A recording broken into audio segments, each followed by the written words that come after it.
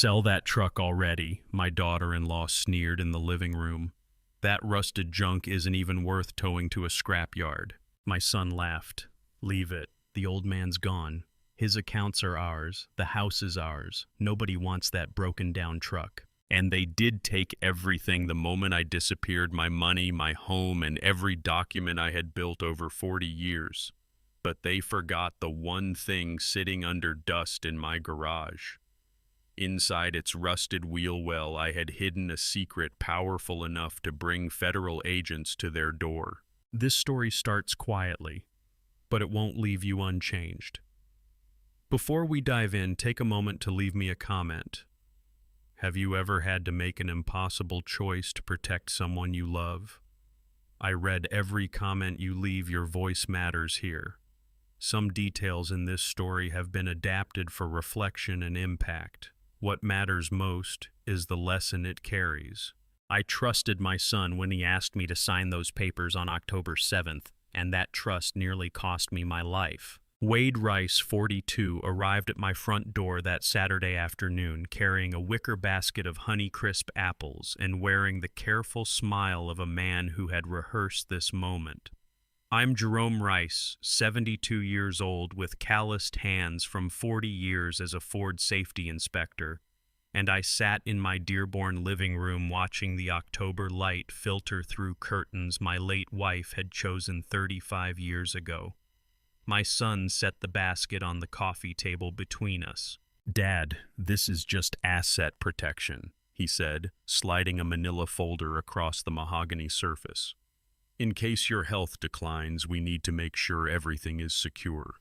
Glenda Rice, 39, with the posture of her former investment banking career and eyes that never quite matched her smile, stood beside her husband with a hand resting lightly on his shoulder.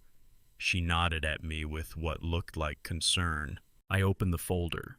The pages were dense with legal language clauses stacked on subclauses.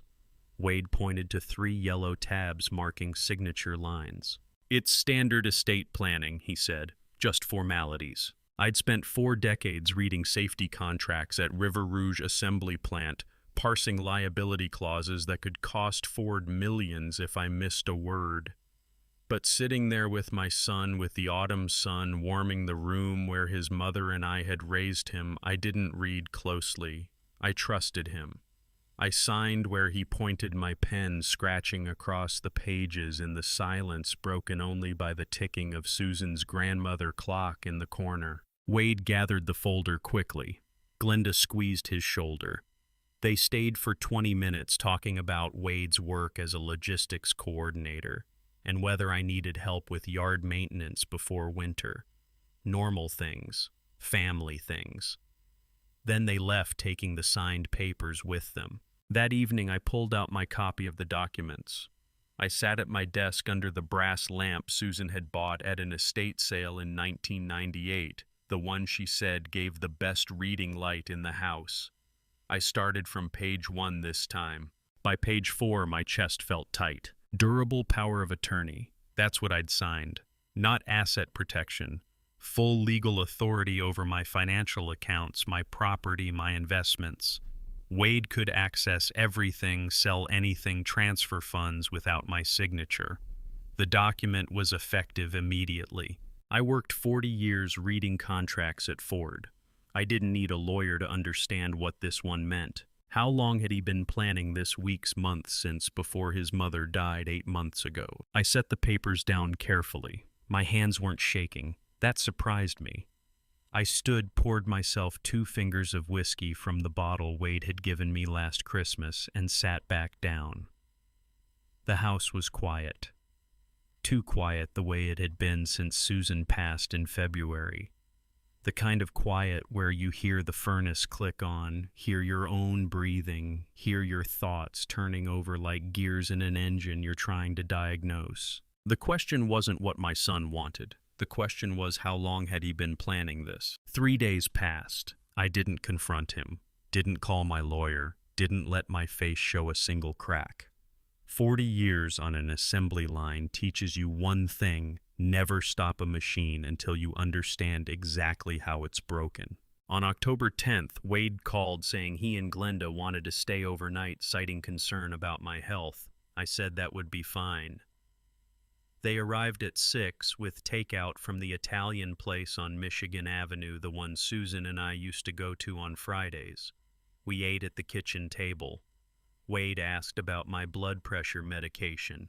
Glenda mentioned a senior wellness program at the community center. I answered everything calmly, ate my chicken parmesan, thanked them for their concern. At 11, I said goodnight and went to my bedroom. They took the guest room at the end of the hall, the one that used to be Wade's when he was in high school. I lay in bed listening. The house settled around me, the creak of floorboards, the hum of the refrigerator downstairs, the October wind rattling the window frame. At 11:45, I heard their door open, footsteps in the hallway, voices drifting up from the kitchen. I stood, pulled on my robe, and stepped into the dark hallway. I moved the way I used to move through the plant during third shift, silent, deliberate, taking my time. The hallway runner muffled my footsteps. I stopped just before the kitchen entrance, staying in shadow. Wade's voice came first, low and tight. As long as the old man doesn't show up for a few months, everything will be ours. I stopped breathing. Glenda's voice followed, cold and precise as a scalpel. When old people vanish, everyone assumes it's natural. Just follow the plan. What if someone asks questions? Who's going to ask his wife is dead? He has no siblings. His friends are all 70-year-old men who can barely remember what they had for breakfast. Her voice carried the efficiency of someone closing a business deal. You have the POA. You have access to everything. He disappears for 6 months, we file the paperwork, and it's done. And if he won't. Old men wander off all the time. Dementia, confusion, whatever story we need. By the time anyone realizes he's gone, it'll be too late to matter. Silence. I heard the refrigerator door open, the clink of glass. Wade said something too quiet to hear. Glenda laughed, short, dismissive. I didn't move. Didn't step into that kitchen. Didn't announce myself or demand explanations.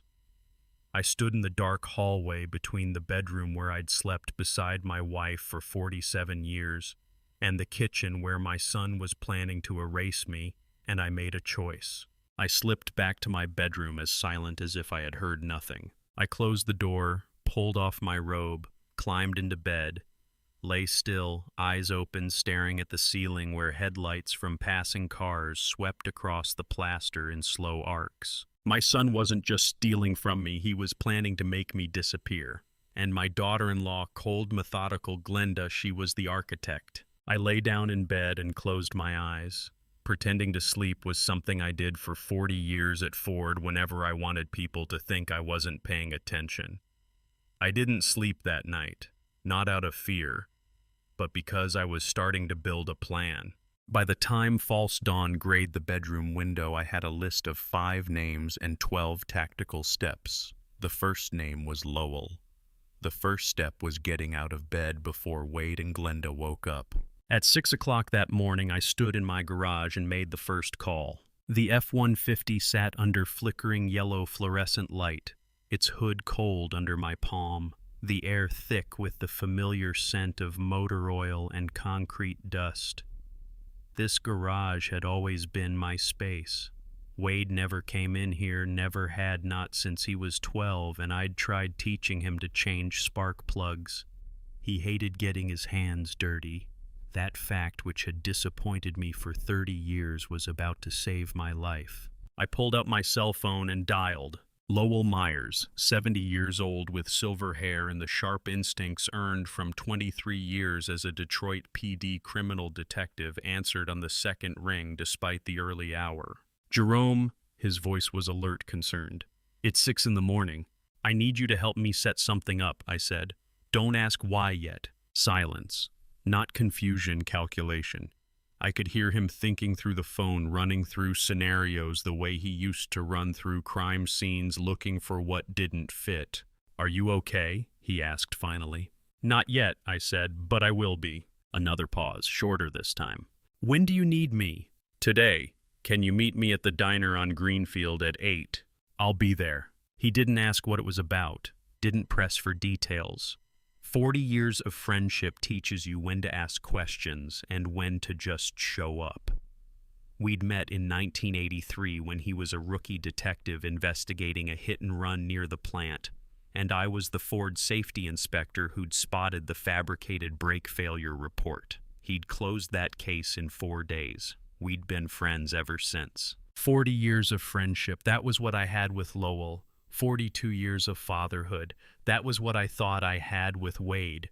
One of those bonds was about to save my life, the other was about to try to end it. I hung up and stood there in the cold garage, my breath visible in the morning air, listening to the house above me. No footsteps yet. Wade and Glenda were still asleep in the guest room, the room where they'd stayed so they could watch me more closely, make sure the old man wasn't doing anything unpredictable. I hadn't told Lowell yet that the plan forming in my head would require me to vanish from Dearborn and let my son believe he had won. The garage had always been my sanctuary.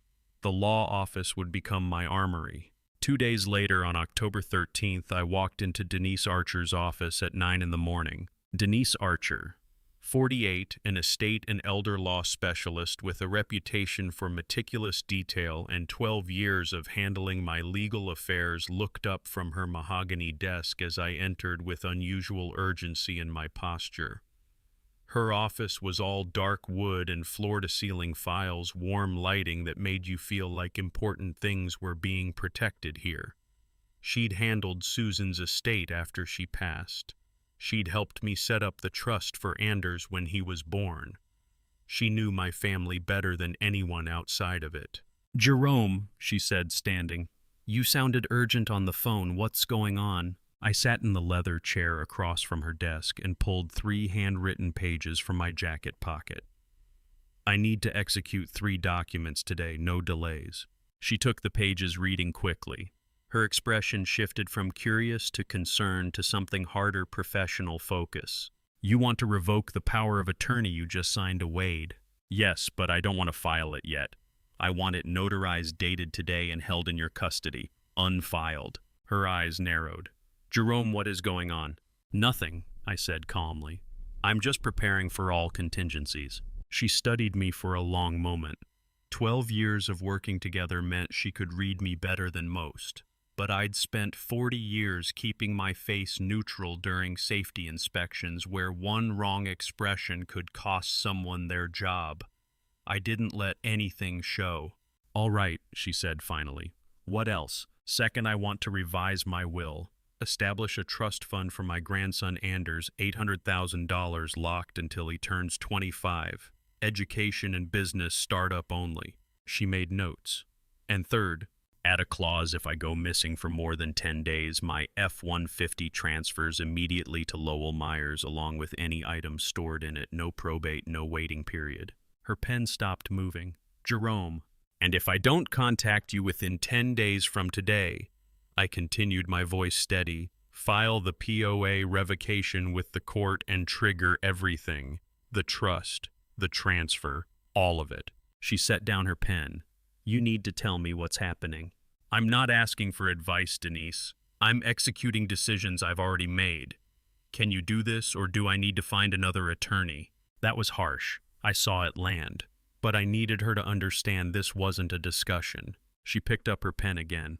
"I can do this, but if you're in danger—" "I'm not," I said. "Not yet, and if I handle this correctly, I won't be." She worked for 3 hours, drafted the documents, had them notarized by her paralegal, filed the originals in her safe. When we were done, she walked me to the door. 10 days, she said quietly. "If I don't hear from you in 10 days, I file everything and call the police. Non-negotiable." Agreed. I shook her hand and left. Outside, I sat in my truck in the parking lot for 15 minutes. The October wind was snapping the last maple leaves from the trees, scattering them across Michigan Avenue. Through the windshield, I watched people walking past, a mother with a stroller, a teenager on a skateboard, an old man with a newspaper tucked under his arm. Normal lives, normal days. I started the engine. The F-150 turned over on the first try the way it always did. I wondered, did my son ever suspect that his father had broken 7 fraud rings at Ford and not a single target ever got away. He didn't. Wade had no idea what I'd done for 40 years at Ford, not just inspecting brake assemblies and engine mounts, but building the forensic cases that sent 7 fraud rings to federal prison. He thought I turned wrenches and filed paperwork. That ignorance was about to cost him everything. Over 3 nights in October, I turned my home into a tactical grid. The first camera went up on October 14th, a Thursday evening after Wade left from his usual dinner visit. I waited until his Lexus disappeared down Maple Street before I pulled the Amazon box from the back of my closet. 2 mini cameras, each smaller than a deck of cards, motion-activated encrypted wireless feed. I'd ordered them using cash at a FedEx store 3 miles outside Dearborn, shipped to a P.O. box Lowell had opened under his daughter's married name. Legal, untraceable, clean. I mounted the first camera in the upper corner of the garage, angled down at the F150.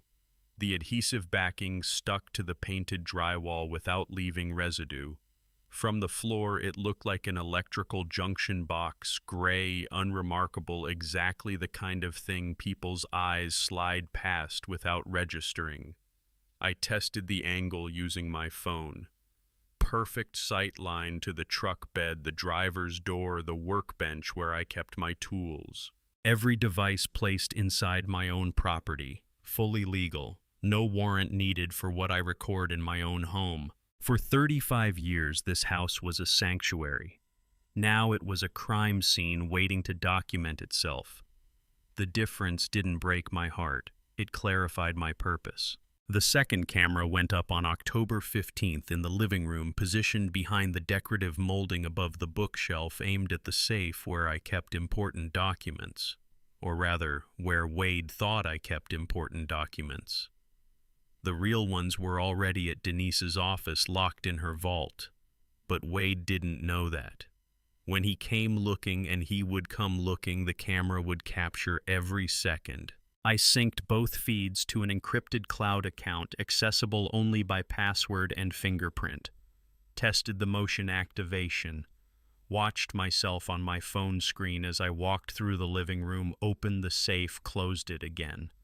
The image quality was sharp enough to read the dial numbers, sharp enough to identify faces, sharp enough to hold up in court. At Ford, I learned that every fraud leaves a data trail. The trick isn't finding evidence. The trick is building a system that captures evidence automatically while you're nowhere near the scene. On October 16th, I worked on the truck. The F-150 sat in the garage under yellow fluorescent light, its paint faded, its odometer reading 198,000 miles.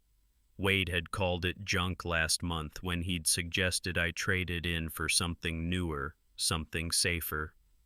"Dad, this thing is a liability," he'd said, running his hand along the dented tailgate with barely concealed contempt. "You should get rid of it before it breaks down and leaves you stranded." I'd nodded, agreed it was probably smart to think about, let him believe I was considering it. Now I opened the driver's door and climbed in. The interior smelled like old leather and the pine air freshener hanging from the rear-view mirror. I pulled out my phone, connected it to the truck's GPS system aftermarket unit I'd installed 5 years ago when the original failed, and programmed in new coordinates. A warehouse address on the industrial east side, 20 minutes from here. I labeled it Lowell Start Here. If something happened to me, if I vanished the way Wade and Glenda wanted, Lowell would find the truck. He'd see that label. He'd go to the warehouse. Next, I pulled the encrypted hard drive from my jacket pocket. Thumb-sized rubberized case, password protected with military-grade encryption. Lowell had gotten it from a contact who used to work cybersecurity for the FBI. It contained everything scanned copies of the POA Wade had tricked me into signing my asset history showing the full value of the estate, the revocation documents Denise was holding, and a 6-page instruction document I'd typed out explaining exactly what Wade and Glenda were planning and what needed to be done if I disappeared. I climbed into the truck bed, knelt down, and wedged the drive behind the rear wheel well, securing it with duct tape against the metal frame. You'd have to know exactly where to look to find it. You'd have to be searching for it specifically. Wade would never think to check. He'd dismissed this truck as worthless long ago. On October 18th, the final night, I made the call to Lowell. He answered on the first ring. "Everything in place." "Almost," I said. "One more thing. We need a distress code." "Go ahead." "If I call you and tell you everything is fine, it means everything is wrong. It means they're listening, or they're in the room, or I'm not free to speak. If I say I'm fine, assume I'm not, and start the protocol we discussed." Silence for 3 seconds, then understood. "And Lowell, if I don't call you for more than 48 hours without prior notice, assume the worst. Check the truck, follow the GPS, everything you need is there." "I will," he said quietly, "but it won't come to that." "Maybe not," I said. But I didn't spend 40 years building airtight cases by hoping things would work out. I built them by assuming the worst and preparing for it.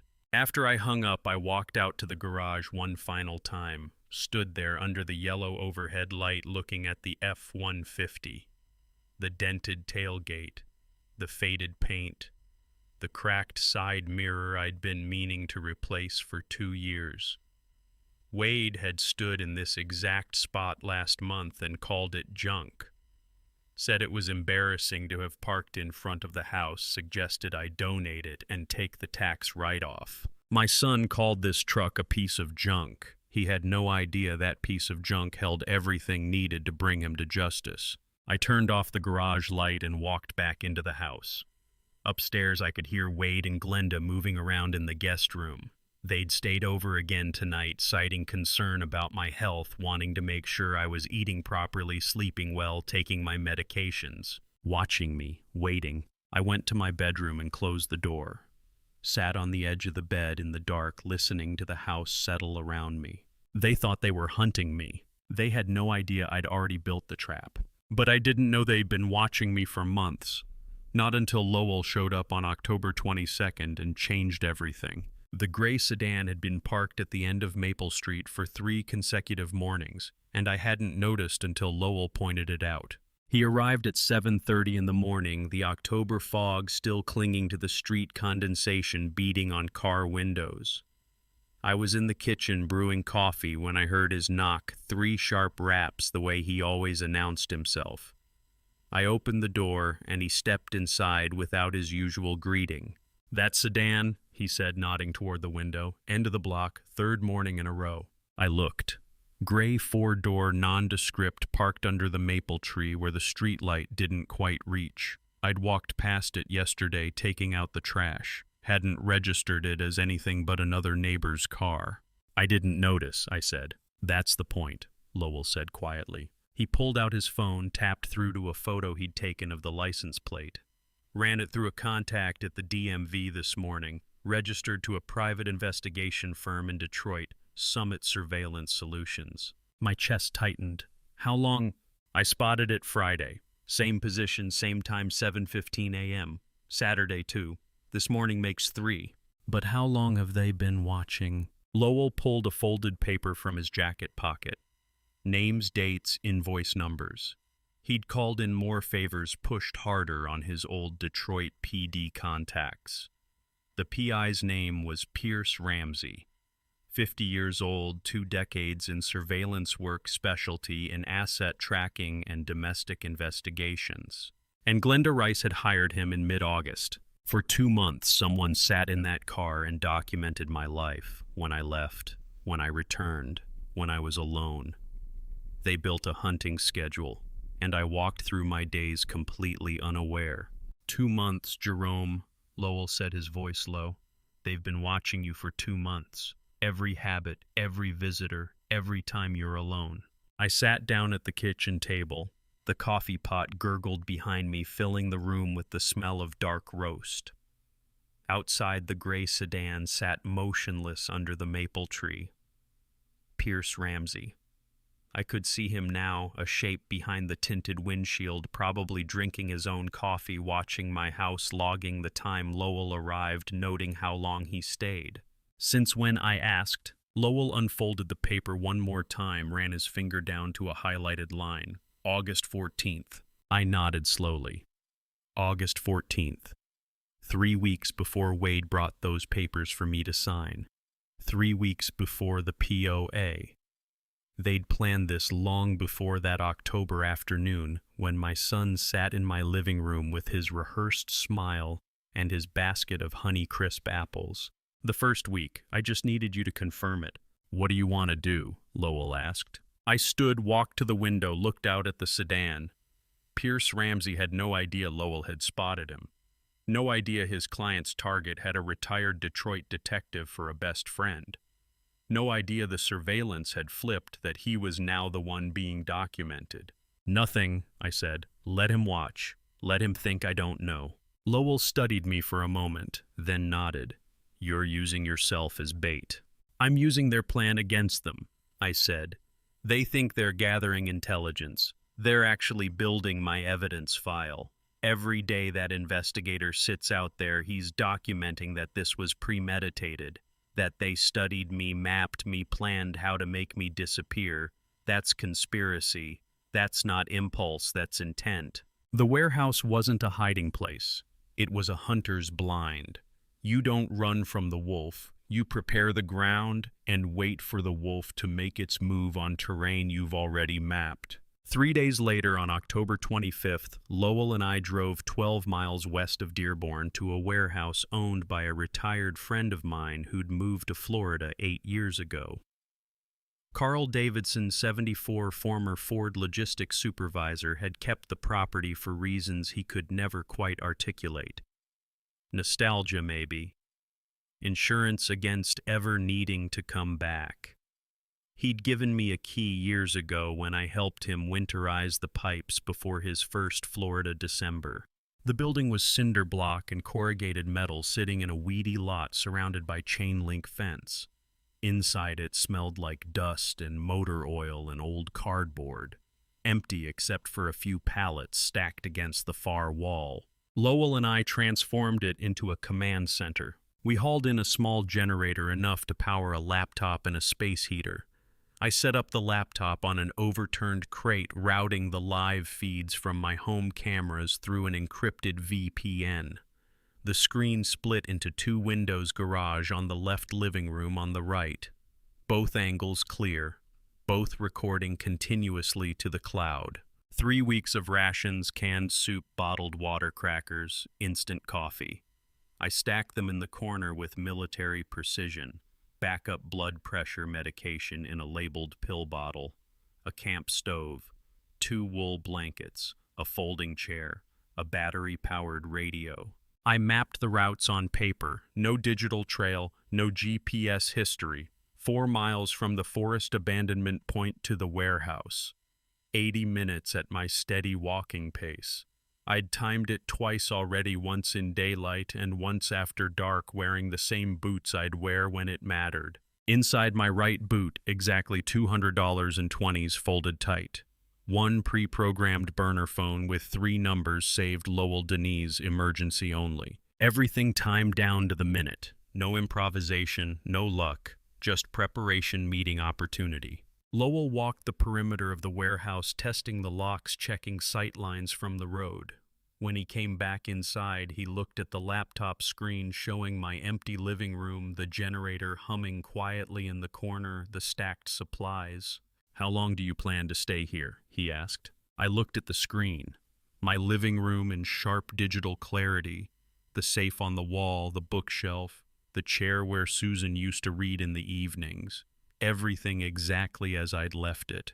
Long enough for my son to play his entire hand, I said. Lowell gave a slow nod, his cop instincts reading what I wasn't saying.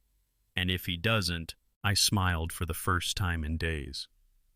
I worked at Ford for 40 years, Lowell. I've never seen a machine that didn't break down when run at maximum capacity. The machine I was most worried about wasn't Wade. It was the 16-year-old boy who showed up at my door the next afternoon carrying a secret that had been crushing him for 3 months. My grandson arrived on October 26th, the Sunday, and I knew immediately that something was wrong. Anders Rice, 16 years old with my careful eyes and his grandmother's quiet strength, came through the side gate into the backyard where I was raking leaves. Wade and Glenda were inside the house, another overnight visit, another opportunity to watch me, to document my routines, to tighten the noose they thought I didn't see.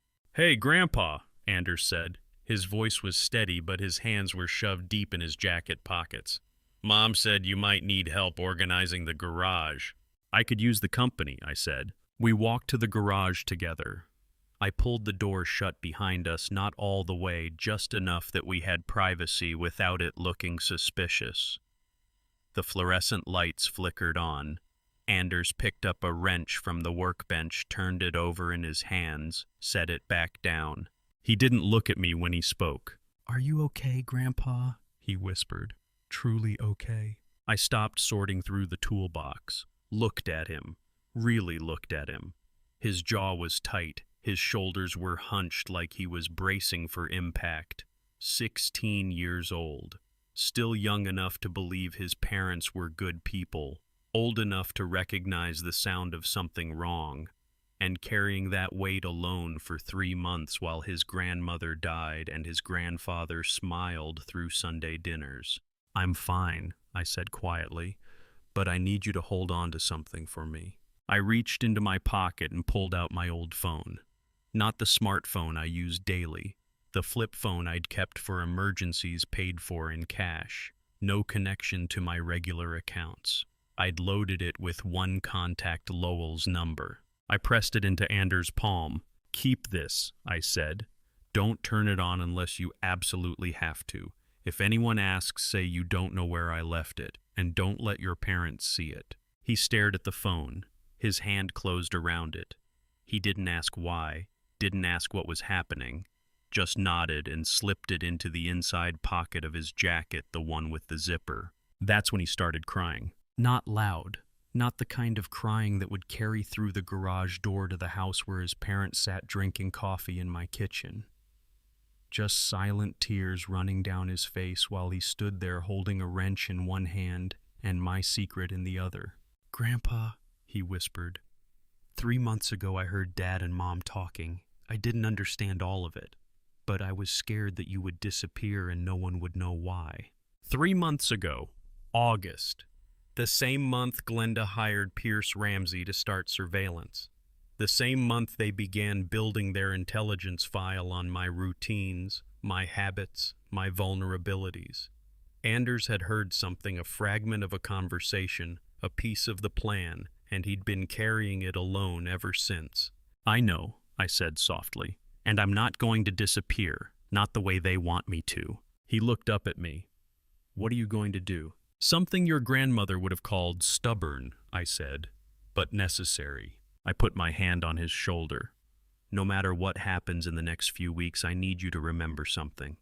Your father is making bad choices. That doesn't mean you have to. You're not him. You're not her. You're your own person, and you're a good kid." He wiped his face with the back of his hand, nodded. We spent another 20 minutes organizing tools we both knew didn't need organizing. Then we went back inside where Wade asked if we'd had a good talk, and Anders said yes, Grandpa was teaching him about socket wrenches. Wade smiled. Glenda watched us both with those cold eyes that never quite matched her expression. That night, October 27th, I lay in bed knowing it was the last time I'd sleep in this room for a while. The bedroom had been our sanctuary for 35 years. Tonight it was a staging point. Tomorrow morning I would walk out that door and not return until I'd finished the hardest inspection of my life. I sat up against the headboard with the bedside lamp glowing warm yellow against the wall. Susan's photograph sat on the nightstand in its silver frame, our wedding day, 1976. Both of us young and convinced we understood what forever meant. I pulled out a small notebook from the drawer, the kind I used to carry at Ford for shift notes. I wrote 1 page, just one. Tasks for my return, contacts to meet, sequence of events, no emotional venting, no anger bleeding onto the page, just a rigorous safety audit protocol. If I didn't come back, Denise would find this. Lowell would find this. They'd know what to do. I locked the notebook in the drawer, put the key in my wallet. Then I picked up Susan's photograph. She'd been gone 8 months. 8 months of waking up alone, of cooking for one, of hearing my own footsteps echo through rooms that used to have her laughter in them. Some days I still reached for her side of the bed in the dark, forgetting for half a second that she wasn't there. "Don't worry," I said softly to the photograph. "I'm not doing this out of anger. I'm doing it because if I don't, our boy will keep walking down the path that woman carved out for him, and I can't let that happen." I set the frame back on the nightstand, turned off the lamp, lay down in the darkness. 40 years at Ford had taught me how to sleep before a difficult shift. You don't lie there running through what-ifs and worst-case scenarios. You accept that the plan is sound, the preparation is complete, and worrying won't improve either one. You close your eyes and you rest. I flipped the switch, slept soundly one last time in my own bed. In the morning, my son would come to take me on a drive, and I would let him. I woke at 5:30 out of habit, showered, dressed, and made breakfast like it was any other Tuesday. By the time my son arrived, I'd already said goodbye to the house in my head. Wade arrived at 7 o'clock that October morning with a basket of Honeycrisp apples and a carefully rehearsed lie. "Dad," he said, setting the basket on the kitchen counter with the same casual confidence he'd used when he brought those papers for me to sign 3 weeks ago. "I thought we could look at that old cabin upstate, maybe renovate it into a family retreat. You meanders make it a project." "That sounds nice, son," I said. Glenda stood in the doorway behind him watching. She didn't come in, didn't offer to join us. Just watched with those cold eyes while Wade loaded a small duffel bag into his Lexus mine he claimed packed with snacks and a change of clothes for the overnight trip. I knew there was nothing in that bag, just weight to make the story believable. We pulled out of the driveway at 7:20. I watched my house disappear in the side mirror. 35 years in that house. Every room held a memory. Susan's laugh in the kitchen, Anders' first steps in the living room, Christmas mornings and Sunday dinners, and all the ordinary moments that build a life. Wade drove north on M72, the highway cutting through Michigan countryside, dressed in October colors. Maples burning orange and red oaks going golden, the morning sun slanting through the trees. For 90 minutes he barely spoke. His hands gripped the steering wheel at 10 and 2. His jaw was tight. Every few minutes he'd glance at me and then back at the road like he was checking whether I suspected anything. I didn't give him anything to read. Just sat there looking out the window, commenting occasionally on the scenery, asking if he remembered the time we'd driven up here when he was 12 to go fishing. He said he didn't remember. At 9 o'clock, we were on a remote stretch of highway bordered by dense forest 8 miles from the cabin. No houses, no gas stations, no cell towers. Wade slowed down, pulled onto a narrow logging road barely wide enough for the Lexus, and stopped. "Dad," he said, his voice tight, "can you step out and help me check the tire for a second? I think I felt something pull." I opened the door and stepped out onto the gravel. The air was cold. The forest was silent except for wind moving through the branches and the distant call of a crow. I stood there beside the car, my breath visible in the October chill, and watched my son open the back door. He grabbed my phone from the seat, my wallet, the small orange bottle of blood pressure medication I kept in the cup holder. Didn't look at me. Just gathered everything with quick mechanical movements and dropped them into the trunk. Then he slammed it shut. We looked at each other. I stood in the middle of that logging road watching the exhaust fumes melt into the cold air. 42 years, every birthday cake, every little league game, every late night worry when he missed curfew, all of it ending with tire tracks in the gravel and the sound of an engine fading into nothing. 42 years from teaching him to ride a bike to staying up all night when his fever spiked to working double shifts for his college tuition. 42 years, and that was the last time he would ever look at me, or so he thought. Wade got back in the driver's seat, put the Lexus in reverse, and drove away without a word. I watched until the car disappeared around the bend, listened until the engine sound faded completely. Then I checked my watch, 9:03 a.m. I reached into my right boot and pulled out $200 in 20s and the burner phone, both exactly where I'd put them. Wade had taken my phone, my wallet, my medication. He hadn't thought to check my boots. Amateurs never do. I started walking. 4 miles southwest through the forest, following the route I'd mapped 2 weeks ago and timed twice. The ground was uneven roots, fallen branches, patches of mud where morning frost hadn't dried yet.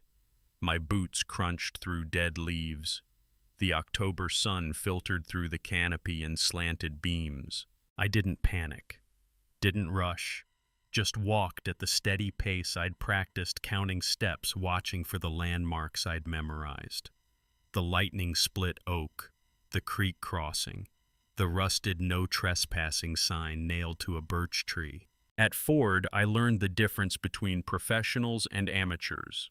Professionals move slow because they understand timing. Amateurs sprint because they're already behind.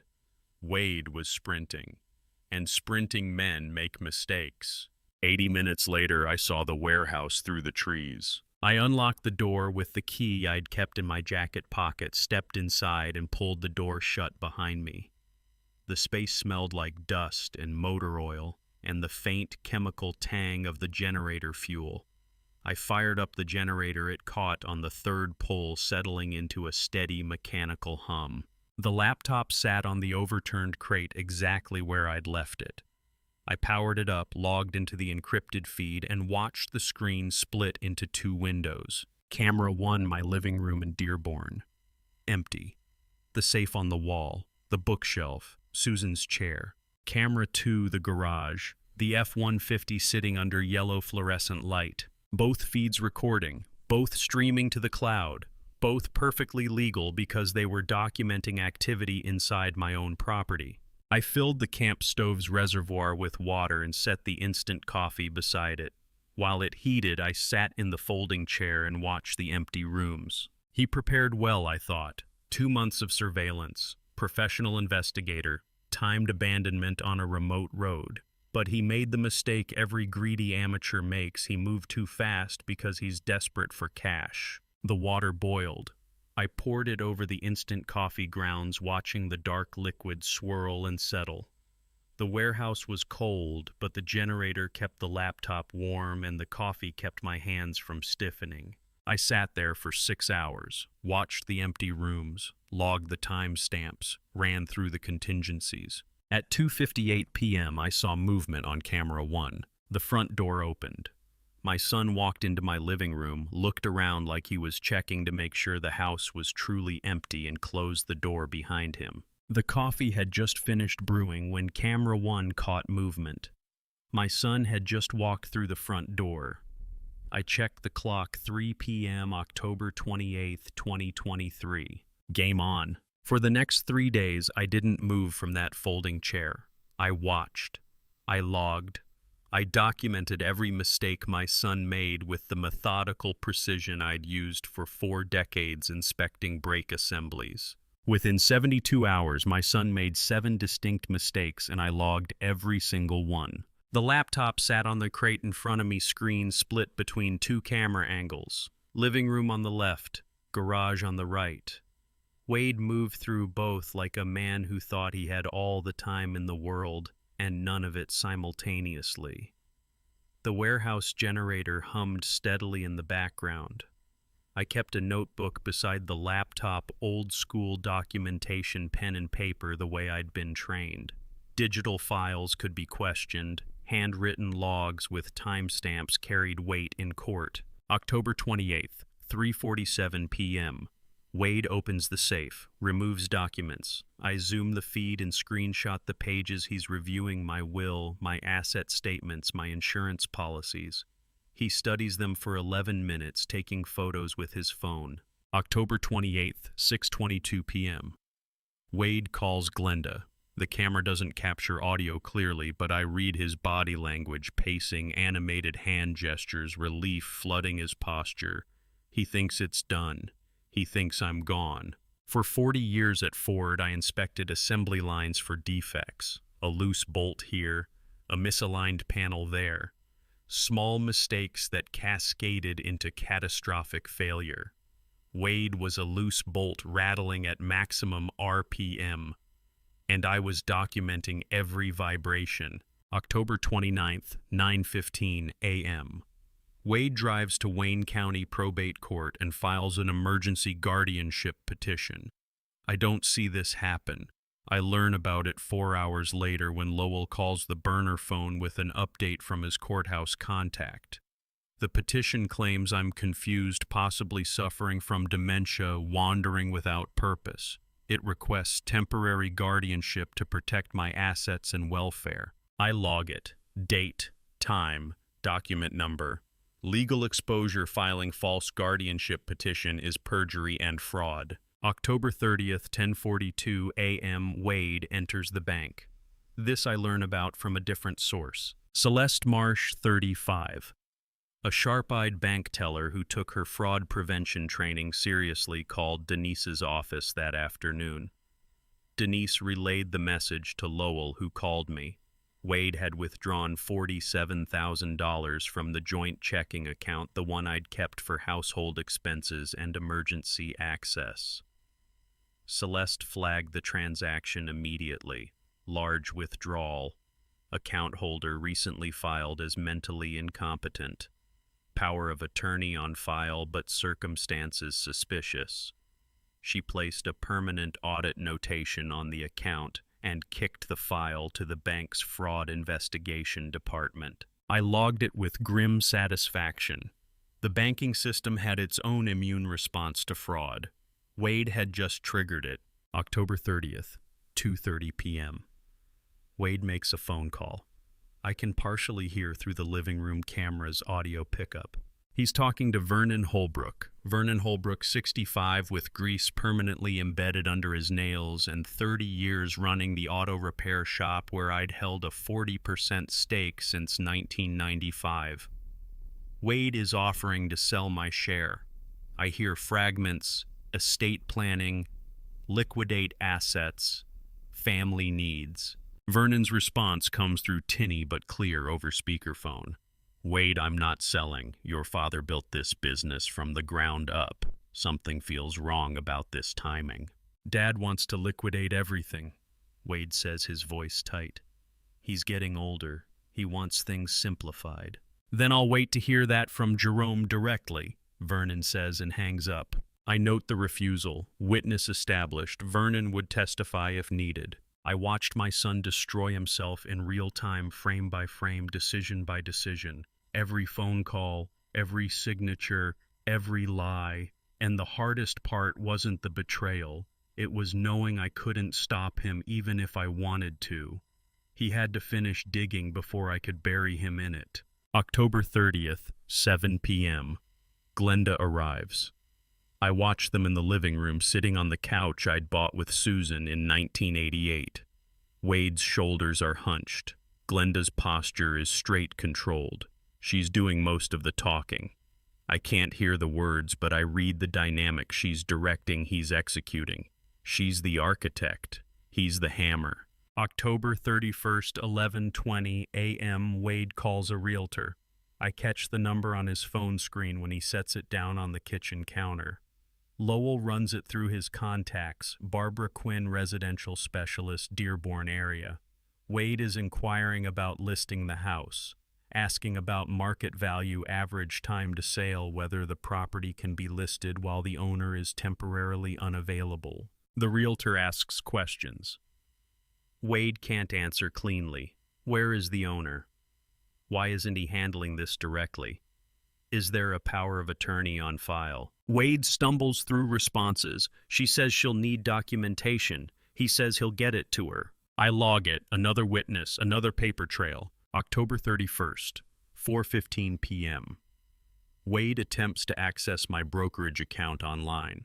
I watch him try 3 different passwords before locking himself out. The account triggers a security alert. The brokerage sends an email to my primary address, which routes to Denise per the instructions I set up 3 weeks ago. 7 moves: guardianship petition, bank withdrawal, business stake sale, house listing inquiry, brokerage access attempt, insurance policy review, document removal from the safe. I logged every move like a Ford safety inspection: date, time, action, legal exposure, cross-reference. By hour 48, the pattern was clear. Wade wasn't just committing fraud, he was committing fraud badly. Every move left witnesses. Every action created institutional records.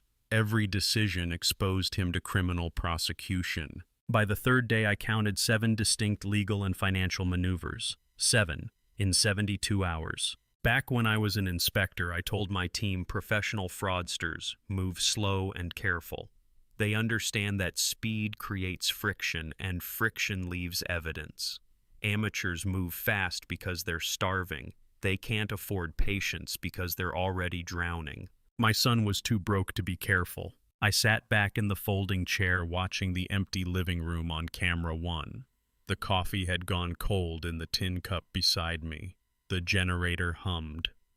Outside the warehouse, November was settling over Michigan with early darkness and the promise of snow.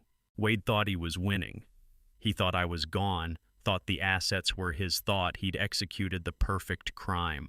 He had no idea he was building my case for me. But Wade wasn't building the case alone, and he wasn't the only one at risk. 4 nights after the abandonment, the kitchen camera caught something that made me realize my son wasn't just a criminal, he was a mark. November 1st, 11 p.m. I'd been sitting in the warehouse for 6 hours straight, watching the feeds, logging timestamps, drinking bad instant coffee that tasted like burned rubber but kept me alert. The living room camera showed nothing. Lights off, house empty. Wade and Glenda had gone to bed an hour earlier. I was about to shut down for the night when movement flickered on camera 2.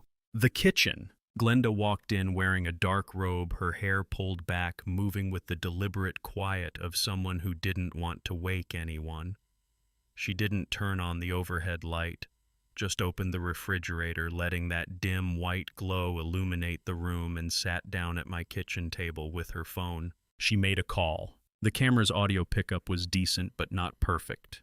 I'd positioned it to capture the living room primarily, and the kitchen was at the edge of its range. But the house was silent, and Glenda's voice carried. "Wade is following the plan perfectly," she said. Her voice was ice-cold, clinical, stripped of any warmth I'd ever heard her fake during family dinners. "Once it's finalized, you know what to do with him." A pause, then a male voice tinny through the phone speaker, just one word: understood. She hung up, sat there for another 30 seconds, staring out the dark window at nothing. Then she stood, closed the refrigerator, and walked back upstairs. I sat in the dark of the warehouse, staring at the monitor. 40 years of breaking corporate fraud taught me one thing. The most dangerous snake isn't the one that bites, it's the one directing the strike. My son tried to kill me, and his wife was planning to kill him. For 42 years, I protected that boy from scraped knees and bullies and bad decisions. Now I had to decide, do I protect him from a predator who shares his bed, or do I let nature take its course? I rewound the feed, watched it again, confirmed the timestamp, transcribed every word into my notebook with a shaking hand. For the first time since October 7th, I felt something crack in the careful control I'd maintained. Not fear, not anger, something worse, paternal instinct surfacing despite everything Wade had done, not because he deserved protection, but because I knew exactly what kind of predator he was sleeping next to, and some part of me, the part that had stayed up all night when he had pneumonia at age 7, the part that taught him to drive, the part that paid for his college, couldn't just turn off. I saved the video file with triple redundancy, cloud backup, local drive, encrypted USB stick in my boot. Then I made a decision: I'd protect Wade from Glenda, not by stopping my plan, but by making sure when this ended, Glenda went down harder than anyone. 2 days later, on November 3rd, Wade made his next mistake. Lowell called the burner phone at 6:47 p.m. "Your son just filed a missing persons report at Dearborn PD." I'd expected this. It was the logical next move. Establish official record of disappearance. Create paper trail showing concern. Demonstrate that Wade was a worried son doing everything right. "Who caught the case?" I asked. "Morris Garrett, 38, 14 years on the force, sharp guy. Used to work Detroit PD major crimes before transferring to Dearborn for better hours. And Jerome, he's already skeptical." "Why?" Timeline. "Wade filed the report exactly 6 days after you supposedly went missing. Garrett noted that terrified families file immediately within hours, not days. They don't wait a week and file it parallel to a guardianship petition. The whole thing reads backward." At Ford, I learned that institutional systems move like freight trains, slow to start, but impossible to stop once momentum builds. Wade filed that report thinking it was cover. He didn't realize he'd just thrown gasoline on a fire that was already burning. "What did Garrett say?" "He called me," Lowell said. "We go back, he consulted me on a case 3 years ago. Asked if I knew you knew your family, whether you were the type to wander off confused." "What did you tell him?" "The truth. That you're the sharpest 72-year-old I know. That you worked Ford quality control for 40 years and never missed a detail. That something about this whole situation doesn't sit right." I smiled in the darkness of the warehouse. "Good. He's watching Wade," Lowell continued. "Not officially investigating yet, just watching, noting the timeline, noting the guardianship petition filed before the missing persons report, noting that Wade showed up to file the report in a suit like he was coming from a business meeting, not like a man whose father has been missing for 6 days. Detective Morris Garrett, 38 years old, with 14 years on the Dearborn police force and an instinct for backward timelines, was doing exactly what I'd hoped someone would do, asking the questions that mattered. "Let it play out naturally," I said. "We need more time. Let Wade keep digging. Let Garrett keep watching." "How much more time?" 3 weeks, maybe 4. I want Wade so deep in fraud charges that when this breaks, there's no way out. And I want Glenda on record. I want her accomplice identified. I want everything." Lowell was quiet for a moment. Then, "Jerome, are you holding up all right?" "Really? You've been alone in that warehouse for a week." I looked at the laptop screen showing my empty living room, the safe on the wall, Susan's chair that no one had sat in since she died, the bookshelf with the photo albums we'd built over 47 years of marriage. The generator hummed behind me. The coffee I'd brewed an hour ago had gone cold, but I'd drink it anyway because wasting anything felt wrong even now. Outside the warehouse, November wind rattled the metal siding. "I'm in a warehouse drinking the best coffee I've ever brewed, watching this like a movie," I said. "I'm finer than I've ever been." It wasn't entirely true, but it wasn't entirely false either. Lowell hung up. I sat in the dark watching the empty house where my son and his murderous wife slept soundly, believing they'd won. But the neighborhood was starting to notice something was wrong. It started small. A question here, a concerned look there. Then Gwendolyn Frost decided to get answers. The neighborhood started asking questions on the 5th of November, and my son wasn't ready for it. I saw it coming 2 days before it happened. Camera 3 angled toward the front yard from the corner of the garage caught neighbors slowing down when they walked past my house, pausing to look at the driveway, checking for my truck, looking for signs of life.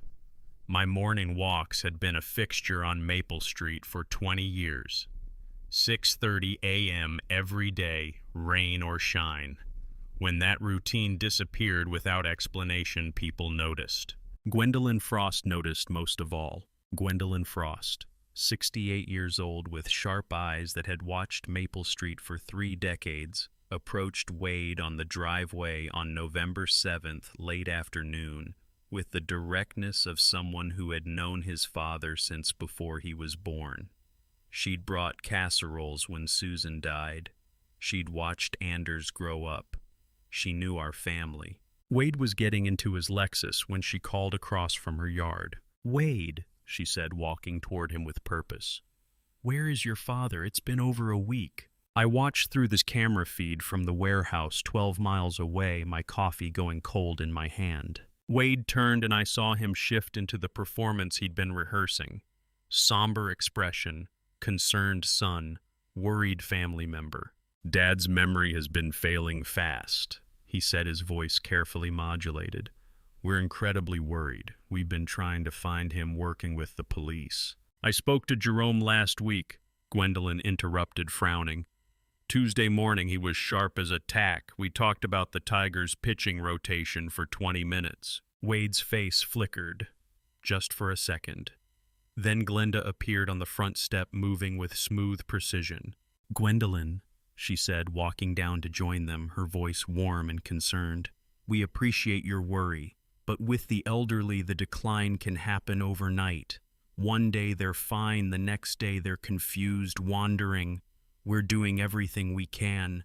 The police are involved. We've filed all the proper reports." "He didn't seem confused," Gwendolyn said, her eyes moving between Wade and Glenda. "He seemed like Jerome. In my neighborhood, people notice things. A missing newspaper, a light left on too long, an old man who stops taking his morning walks." Gwendolyn Frost had watched me raise my son on this street. She knew something was wrong, and she wasn't going to stay quiet about it. "We hope he's okay," Glenda said, putting her hand on Wade's shoulder. "We really do, but right now we're just taking it one day at a time and praying he comes home safely." Gwendolyn stared at them for a long moment. Then she nodded slowly, said she hoped I turned up safe, and walked back toward her house. But she didn't go inside. Camera 3 caught her standing on the sidewalk 30 feet from my driveway, staring at my front door for 10 full minutes after Wade and Glenda went back inside. Then she pulled out her phone and made a call. I couldn't hear what she said, but the body language told me everything. She was talking to someone she trusted, voicing suspicions she couldn't shake. Lowell called me an hour later. "Gwendolyn Frost just called her daughter in Ann Arbor. Her daughter called me. We went to high school together. Gwen thinks something's wrong. She doesn't believe Wade's story." "Good," I said. "Document it. Date, time, witness account. This is independent corroboration." "You're building a fortress," Lowell said quietly. "I'm building a case," I corrected.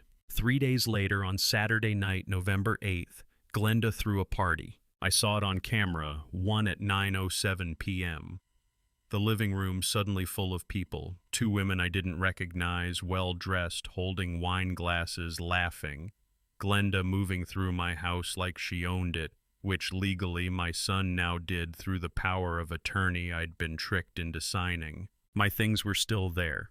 Susan's photo on the bookshelf, my reading chair, the lamp we'd bought at an estate sale in 1998, and these strangers were standing in my living room drinking wine like it was a gallery opening. At Ford, I learned that metal has a breaking point. You can bend it, you can stress it, but there's always a moment when the molecular structure starts to fracture.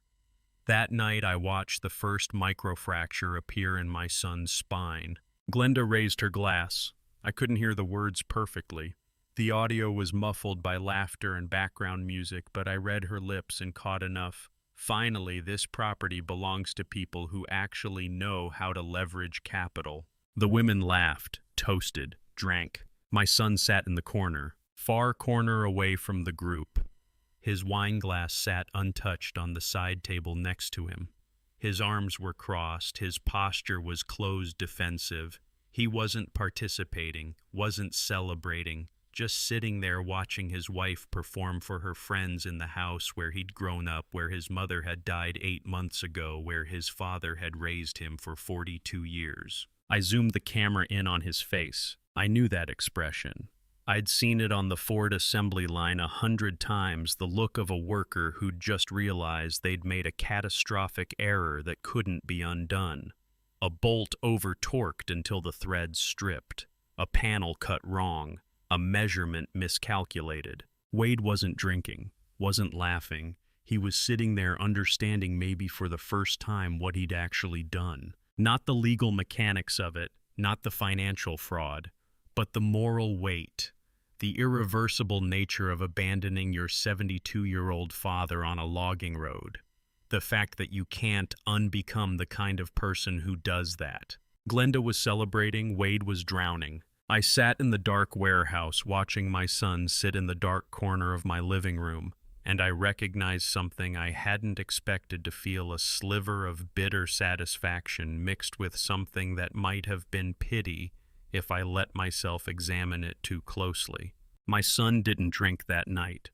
I watched him through the lens, sitting with his arms crossed, watching his wife laugh with strangers in my living room. I didn't know his exact thoughts, but I recognized the expression, the look of a man who realizes he crossed a line he can never walk back across. But I didn't have time to feel sorry for him, because Lowell was already digging into something that would change everything. The file Lowell brought me on November 10th had a single word stamped across the top in red ink, cold. He drove out to the warehouse himself instead of calling. That told me it was serious. I heard his truck pull up outside at 3 in the afternoon, heard his footsteps on the gravel, heard him knock twice before I opened the door. "You need to sit down for this," he said. I didn't sit. I stood there in the doorway of the warehouse while November wind cut through my jacket, and I waited. Lowell pulled a manila folder from inside his coat. I called in every favor I had left with records, pulled her background under her maiden name, Glenda Brennan, ran it through 3 states. And Columbus, Ohio, 6 years ago, her first husband, Marcus Brennan, 41 insurance adjuster, vanished during a solo fishing trip on Lake Erie. Reported missing October 9th. Body never recovered. Case went cold after 8 months. No evidence, no witnesses, no remains. I felt something cold settle in my chest. Insurance, $800,000. Paid out in full 13 months after the disappearance. Glenda moved to Michigan 18 months later. Met your son 2 years after that. Serial killers don't start as serial killers. They start as someone who got away with it once. Someone who learned that insurance companies pay out. Someone who discovered that bodies in deep water don't always surface. Glenda wasn't an opportunist. She was a professional. "She's done this before," Lowell said, his voice tight. "This is her pattern. Marry someone with assets. Wait, vanish them. Collect, move, repeat." I took the file from his hands, scanned the pages. Missing persons report, investigation summary. Case status, unsolved, cold. Photos of Marcus Brennan, average-looking man, thinning hair, tired eyes. A man who probably never saw it coming. "I suspected as much," I said quietly. Lowell stared at me. "You suspected?" "The call she made on November 1st, the way she moved, the way she planned. This level of calculation doesn't come from impulse. It comes from experience." I closed the folder. "Find me the original detective on that Ohio file. I need to know everything they suspected but couldn't prove." "Jerome, she's planning to kill my son next," I said, "after she gets what she wants from him. Wade thinks he's the predator. He has no idea he's the prey." Lowell nodded slowly. "I'll make the calls." After he left, I sat in total silence for 15 minutes. In 40 years of fighting fraud, I had never faced a profile like this. Not because she was dangerous, but because I realized my son had no idea who he was sleeping next to. 4 days later, on November 14th, my grandson handed Denise Archer 19 reasons to send Glenda to prison for the rest of her life. Denise called me at 4:47 p.m. from her car. Her voice had a tremor I'd never heard in 12 years of working together. "Jerome," she said, "I just met Anders." I sat up straight in the folding chair. "Where?" "Supermarket parking lot 3 miles from your house. He rode his bike, told his parents he was getting snacks." She paused. "He had your old phone." The phone I'd given him in the garage on October 26th. The emergency phone with Lowell's number programmed in. "What's on it?" I asked. At Ford, we had a saying. The cleanest evidence comes from the most unexpected source. Not the investigator, not the whistleblower, but the kid in the corner who nobody thought was paying attention. Anders was that kid, and he'd been documenting evil for 3 months. 19 audio files, Denise said, recorded over the past 3 months. He's been hiding in his room with the door cracked, recording his parents' conversations through the hallway. My chest tightened. What's in them? Arguments about financial timelines. Glenda on the phone coordinating with people I can't identify. Wade asking someone sounds like a lawyer about forced institutionalization procedures. Discussions about asset liquidation schedules. Glenda talking about making sure neighbors see Wade acting like a concerned son. Play me the worst one, I said. I heard rustling, then Anders' young voice, barely a whisper. August 14th, 11:30 p.m., Mom and Dad in their bedroom. Then Glenda's voice, cold and clear through the recording. Once we get past the holidays, the old man will be easy to isolate. No one pays attention in winter. People assume elderly wandering. We just need Wade to keep playing dutiful son until January. Wade's voice quieter, uncertain. What if someone asks questions? Then you cry, you look worried, you file the right paperwork, and you let me handle the rest. The recording ended. Jerome, Denise said quietly. The first file is dated August 14th. I didn't need to check the calendar. August. 2 months before Wade brought those papers for me to sign. 2 months before the POA. 3 months of systematic planning captured by a 16-year-old boy who understood that something was terribly wrong and didn't know who to tell. He's been carrying this alone, Denise said, for 3 months, recording them, hiding the phone, terrified they'd find it, terrified of what would happen to you. He broke down when he gave it to me, said he didn't know what to do, but he knew you needed it. I sat in the dark of the warehouse, staring at the laptop screen showing my empty living room. My grandson, 16 years old, listening through cracked doors while his parents plotted murder, recording conversations in the dark, carrying evidence of his father's planned patricide on a phone hidden in his school backpack, living in that house, eating dinner at that table, pretending everything was normal. I need you to do something, I said. Anything. Make sure Anders is protected. If Glenda finds out what he did, I'm already on it, Denise said. Lowell's daughter is staying with friends in Ann Arbor. Anders is going there tomorrow. School break excuse. Wade won't question it. Good. Jerome, her voice caught. They were planning this in August, while you were still grieving Susan, while you were just trying to get through each day. They were already building the trap. I knew. I'd known since Lowell showed me that Ohio file. But hearing it confirmed through my grandson's secret recordings hit differently. I sat in the dark for a long time after Denise hung up. They were tracking my movements while my wife's death was still fresh. They were planning my disappearance while I was still learning how to sleep alone. And my grandson, 16 years old, still a kid, had been carrying that weight by himself, documenting evil because he loved me enough to be terrified. But I didn't have time for grief. I had a legal counterstrike to launch. Denise was already drafting the filing when I called her that night. By morning, the trap I'd set on October 13th would detonate. The next morning, I stopped sitting in the dark and launched the first legal strike. November 15th, 8:47 a.m. Denise Archer walked into Wayne County Probate Court with 3 documents, the POA revocation I'd executed and notarized on October 13th, 2 weeks before my son abandoned me on that logging road. Medical affidavits from my personal physician and an independent neurologist confirming my complete mental competence on the day I signed the revocation. And a formal objection to Wade's emergency guardianship petition backed by 32 pages of documented timeline discrepancies. She filed them all before 9 o'clock. By 9:30, the court clerk had flagged the revocation date. By 10:15, a probate judge had reviewed the medical affidavits.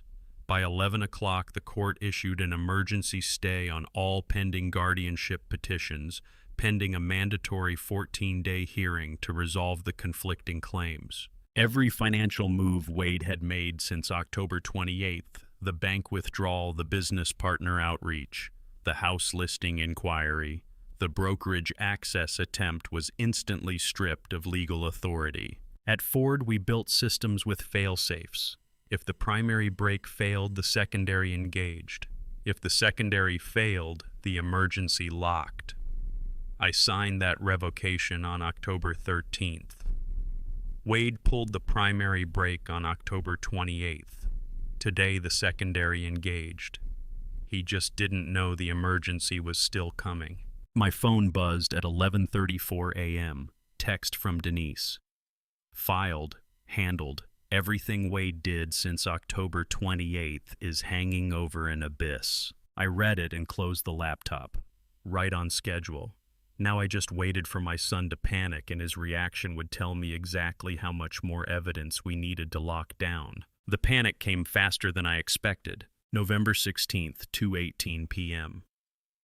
The living room camera caught Wade sitting at my desk, phone pressed to his ear, his face the color of old newspaper. His attorney, a 40-something estate lawyer who handled routine guardianship cases and had no idea his client was committing felony fraud, was delivering the news over speakerphone in a carefully measured voice that couldn't hide his own concern. Wade, I'm going to be direct. If your father walks into that hearing room on November 29th fully lucid and mentally competent, the guardianship petition doesn't just fail, it triggers an investigation. The court will want to know why you filed for emergency guardianship of a competent adult, why you claimed he was confused and wandering when he'd executed a revocation 2 weeks before his disappearance, why you accessed accounts after the revocation date. But the power of attorney was revoked, with medical documentation proving competence. Wade, I need you to understand what I'm telling you. This isn't just a lost petition. This is potential fraud charges, elder abuse, possibly theft. Wade hung up, sat there staring at nothing for 3 full minutes. Then Glenda walked in. I watched the argument unfold on camera 1. Wade stood up fast enough that his chair rolled backward. We need to withdraw everything, now. If Dad shows up at that hearing lucid, they'll investigate us for fraud. Glenda closed the living room door. Her voice came through ice cold. There is no backing out. You don't understand. I understand perfectly. She crossed her arms. We are too deep. You've already filed the missing persons report, already withdrawn money, already contacted partners about selling his assets. Backing out now doesn't erase what you've done. It just makes you look guilty without any plan to finish. I'd seen structures fail at Ford. Metal fatigue, stress fractures. The collapse always looks sudden, but it never is. It's 1,000 small cracks forming over time until one final load makes the whole thing buckle. I was watching my son buckle in real time. What if he shows up? Wade's voice cracked. What if Dad walks into that courtroom? He won't. How do you know? Because I know, Glenda said. Keep your head straight and execute the next phase. What next phase? My lawyer just told me I'm looking at fraud charges. Your lawyer is covering himself. They all do that. It's boilerplate fear language to protect their license. She stepped closer. Listen to me. Your father is 72 years old. He was left on a remote road with no phone, no medication, no way to contact anyone. The statistical probability of him surviving 3 weeks in November wilderness is less than 12%. Wade stared at her. You're talking about him like he's a data point. I'm talking about him like he's not coming back. Her voice didn't change. Which means the hearing will happen without him. Which means you present as the concerned son who did everything right, filed reports, contacted authorities, managed assets responsibly in his absence, and the court will grant the guardianship because there's no one there to contest it. And if he does show up, Glenda's face didn't move. He won't. Wade dropped into the chair. His hands were shaking. I could see it from 12 miles away through the camera lens. He sat there for a long time, staring at the floor. His shoulders curved inward, like a man who'd just understood the full weight of what he'd stepped into. Then Glenda moved, stepped forward, placed her hands on his shoulders. "Do you trust me?" she asked quietly. My son looked up at her and nodded. I turned off the screen. That nod was going to cost him his life as he knew it, and it brought me no joy to watch. 42 years. Every decision I'd made as a father had been aimed at preparing him to stand on his own, to think clearly under pressure, to recognize danger and step away from it. And in the moment when all that preparation mattered most, he chose to trust the woman who was planning to kill him. I sat in the dark warehouse listening to the generator hum. Wade's attorney had just handed him an exit. Withdraw now, claim confusion, accept whatever minor consequences came from the false guardianship filing, and walk away before criminal charges materialized. It wouldn't have been clean, but it would have been survivable. Instead, my son nodded, chose blind faith in a serial killer over the legal advice that could have saved him, chose Glenda's cold certainty over his own lawyer's explicit warning, chose to keep executing the plan that would destroy him. I understood then that Wade couldn't be saved from this, not because I didn't want to save him, but because he'd made a choice, the same choice he'd been making for months, to trust Glenda over everyone else, over his lawyer, over his own instincts, over the 42 years I'd spent trying to teach him better. But joy wasn't the point anymore. Evidence was. While Wade was choosing Glenda over survival, I was choosing to dismantle her infrastructure piece by piece. 2 days later, Lowell turned one of Glenda's weapons against her. November 20th, 10 a.m. Lowell Myers sat across from Pierce Ramsey in a diner on the outskirts of Detroit, one of those places with cracked vinyl booths and coffee that tastes like it's been sitting since dawn. Pierce had been Glenda's eyes for 2 months. Now he was about to become mine. Lowell didn't open with threats. He opened with facts. "Do you know what you're actually tracking?" Lowell asked, sliding a folder across the table. Pierce looked at it, didn't open it. "I'm doing surveillance work, standard contract." "You aren't doing marital surveillance," Lowell said. "You are providing operational tracking for an active conspiracy involving syndicate-level elder abuse and attempted murder." Pierce's face changed. "What?" "Your client Glenda Rice hired you to track a 72-year-old man. That man is now missing, filed as a missing persons case. His son claimed guardianship, accessed his accounts, and your surveillance log, every timestamp, every location, every pattern you documented is going to be used as evidence in a federal elder abuse and fraud prosecution." At Ford, the best counter-operations didn't create new weapons. They turned the enemy's tools against them. Glenda hired Pierce to track me. Now Pierce's log would put her in federal prison. Her surveillance, her texts, her timeline, all of it turned backward. "She told me it was a standard spousal fidelity case," Pierce said quietly.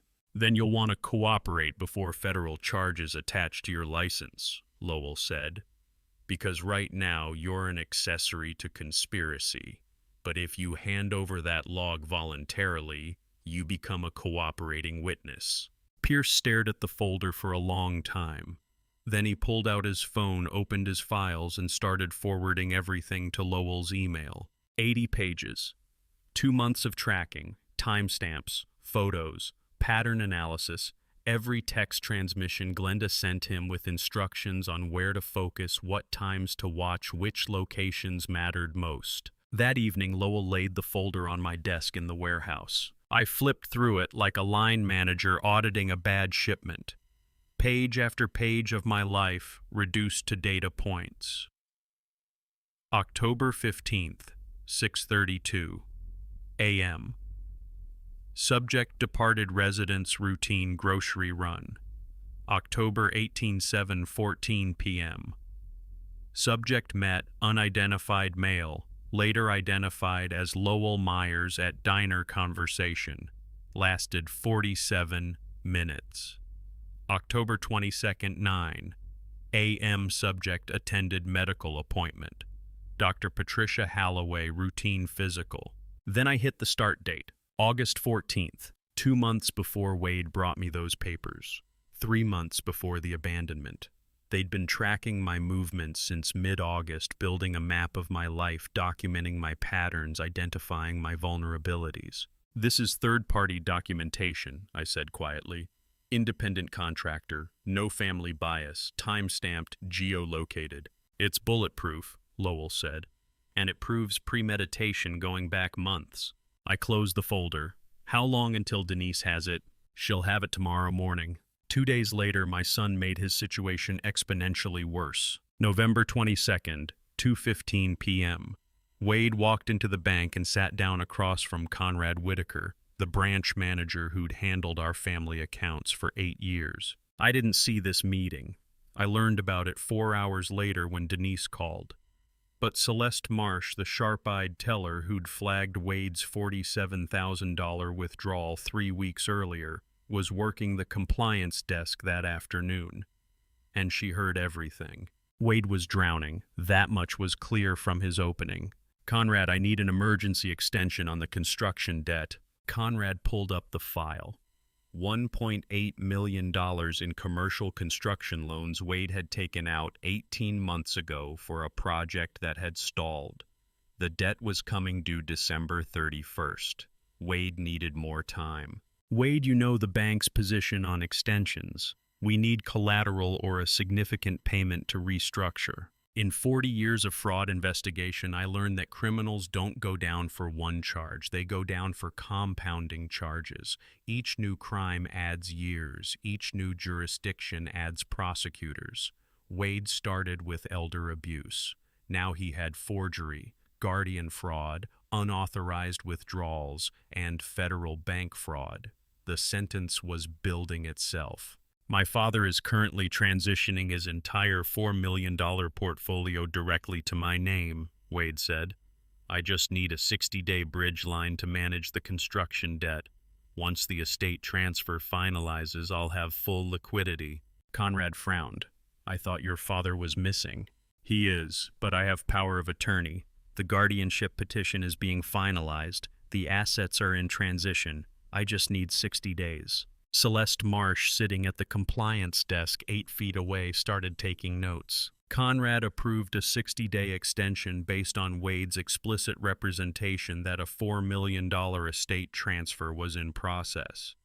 Wade signed the paperwork, shook Conrad's hand, left. 10 minutes later, Celeste flagged the file. Her note was clinical. Client explicitly claimed pending $4 million estate transfer as collateral for debt extension.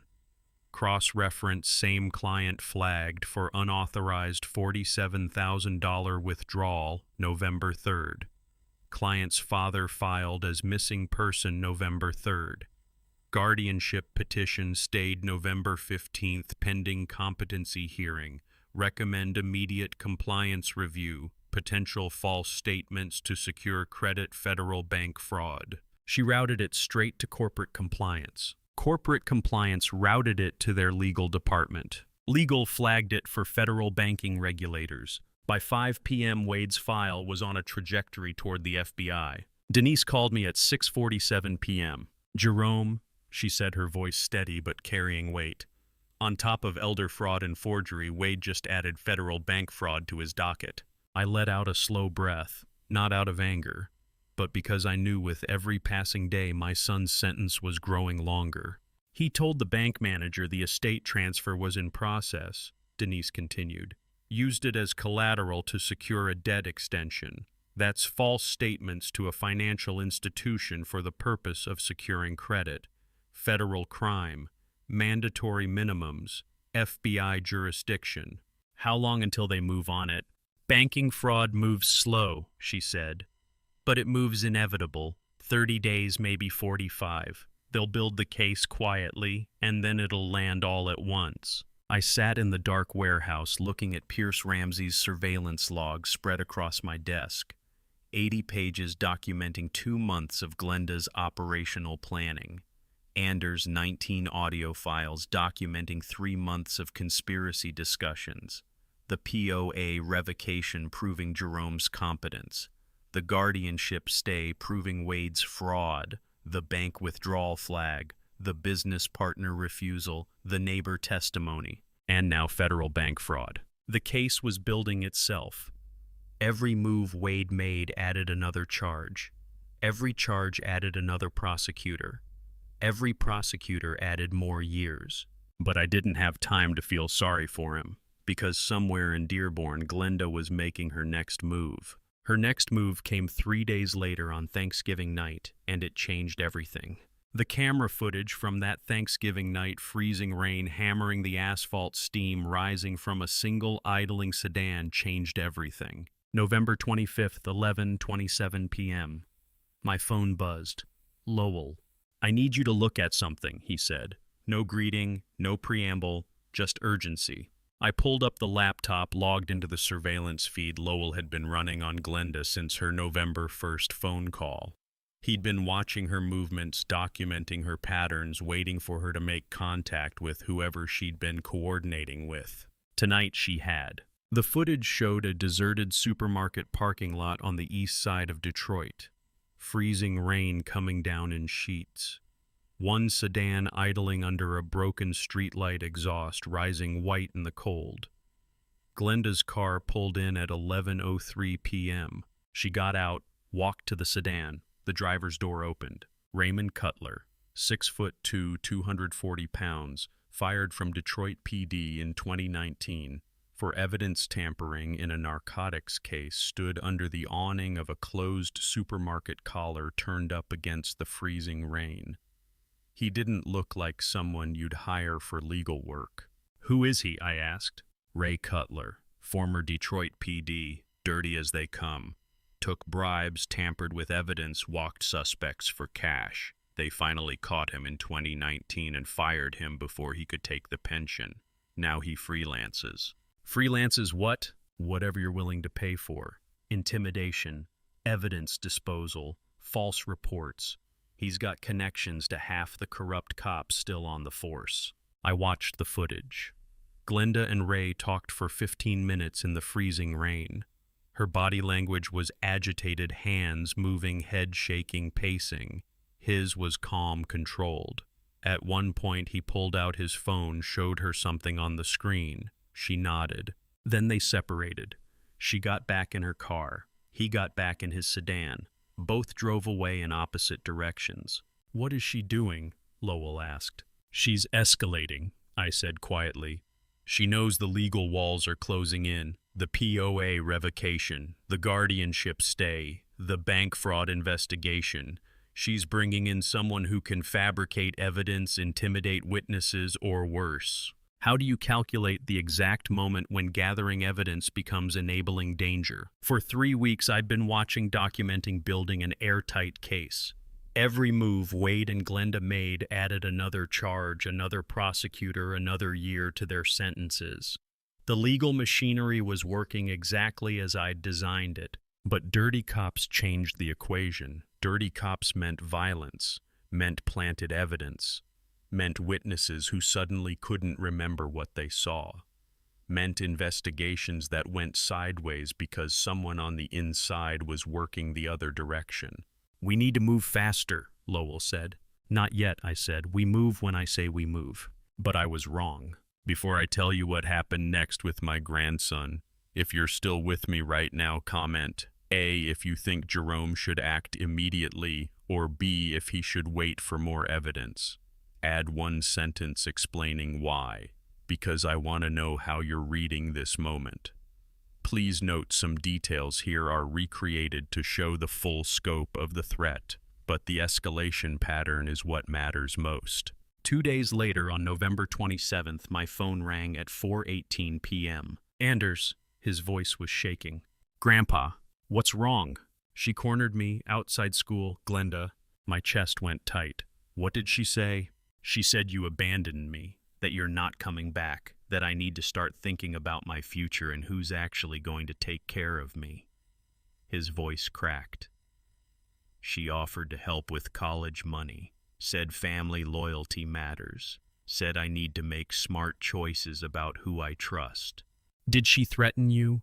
"Not exactly, but Grandpa, the way she looked at me, like she was measuring whether I was with her or against her. And she knows, doesn't she? She knows I gave Denise the recordings. She doesn't know, I said, my voice steady despite the fury building in my chest. She's fishing. She's desperate. But Anders, I need you to do exactly what I tell you. Go straight home. Pack a bag. Lowell's daughter is expecting you in Ann Arbor tonight. You're staying there until this is over. Is she dangerous? I looked at the laptop screen showing the footage of Glenda meeting Ray Cutler in the freezing rain. Yes, I said, she is. After Anders hung up, I sat in the warehouse for 5 full minutes. Then I called Lowell. It's time, I said. We're moving the timeline up. How far up? Now, this week. I'm not waiting until January. Glenda just threatened my grandson. What do you need? Meet me at my house tonight, 9 p.m. We're finalizing everything. I wasn't angry anymore. I was resolved.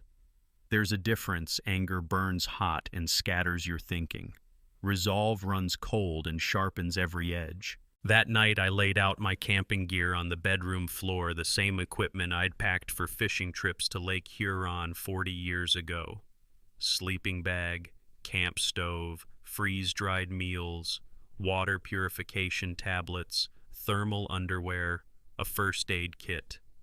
Everything I'd need to survive Michigan winter for as long as this took. Lowell arrived at 9 o'clock, his expression grim but focused. He stood in my bedroom doorway watching me pack. You sure about this, Jerome? Once you disappear, there's no walking it back. I zipped the duffel bag, closed my hands steady. I've been ready since October 13th. And you think we have enough? I looked at him. 80 pages of PI surveillance. 19 audio recordings from Anders. POA revocation dated 2 weeks before my disappearance. Medical affidavits proving competence. Bank fraud. Guardian fraud. Elder abuse. Federal charges pending. Glenda's Ohio cold case linking her to a prior murder. Detective Garrett already suspicious. Celeste Marsh's banking compliance trail. Vernon Holbrook refusing the buyout. Gwendolyn Frost's witness testimony. Pierce Ramsey's cooperation.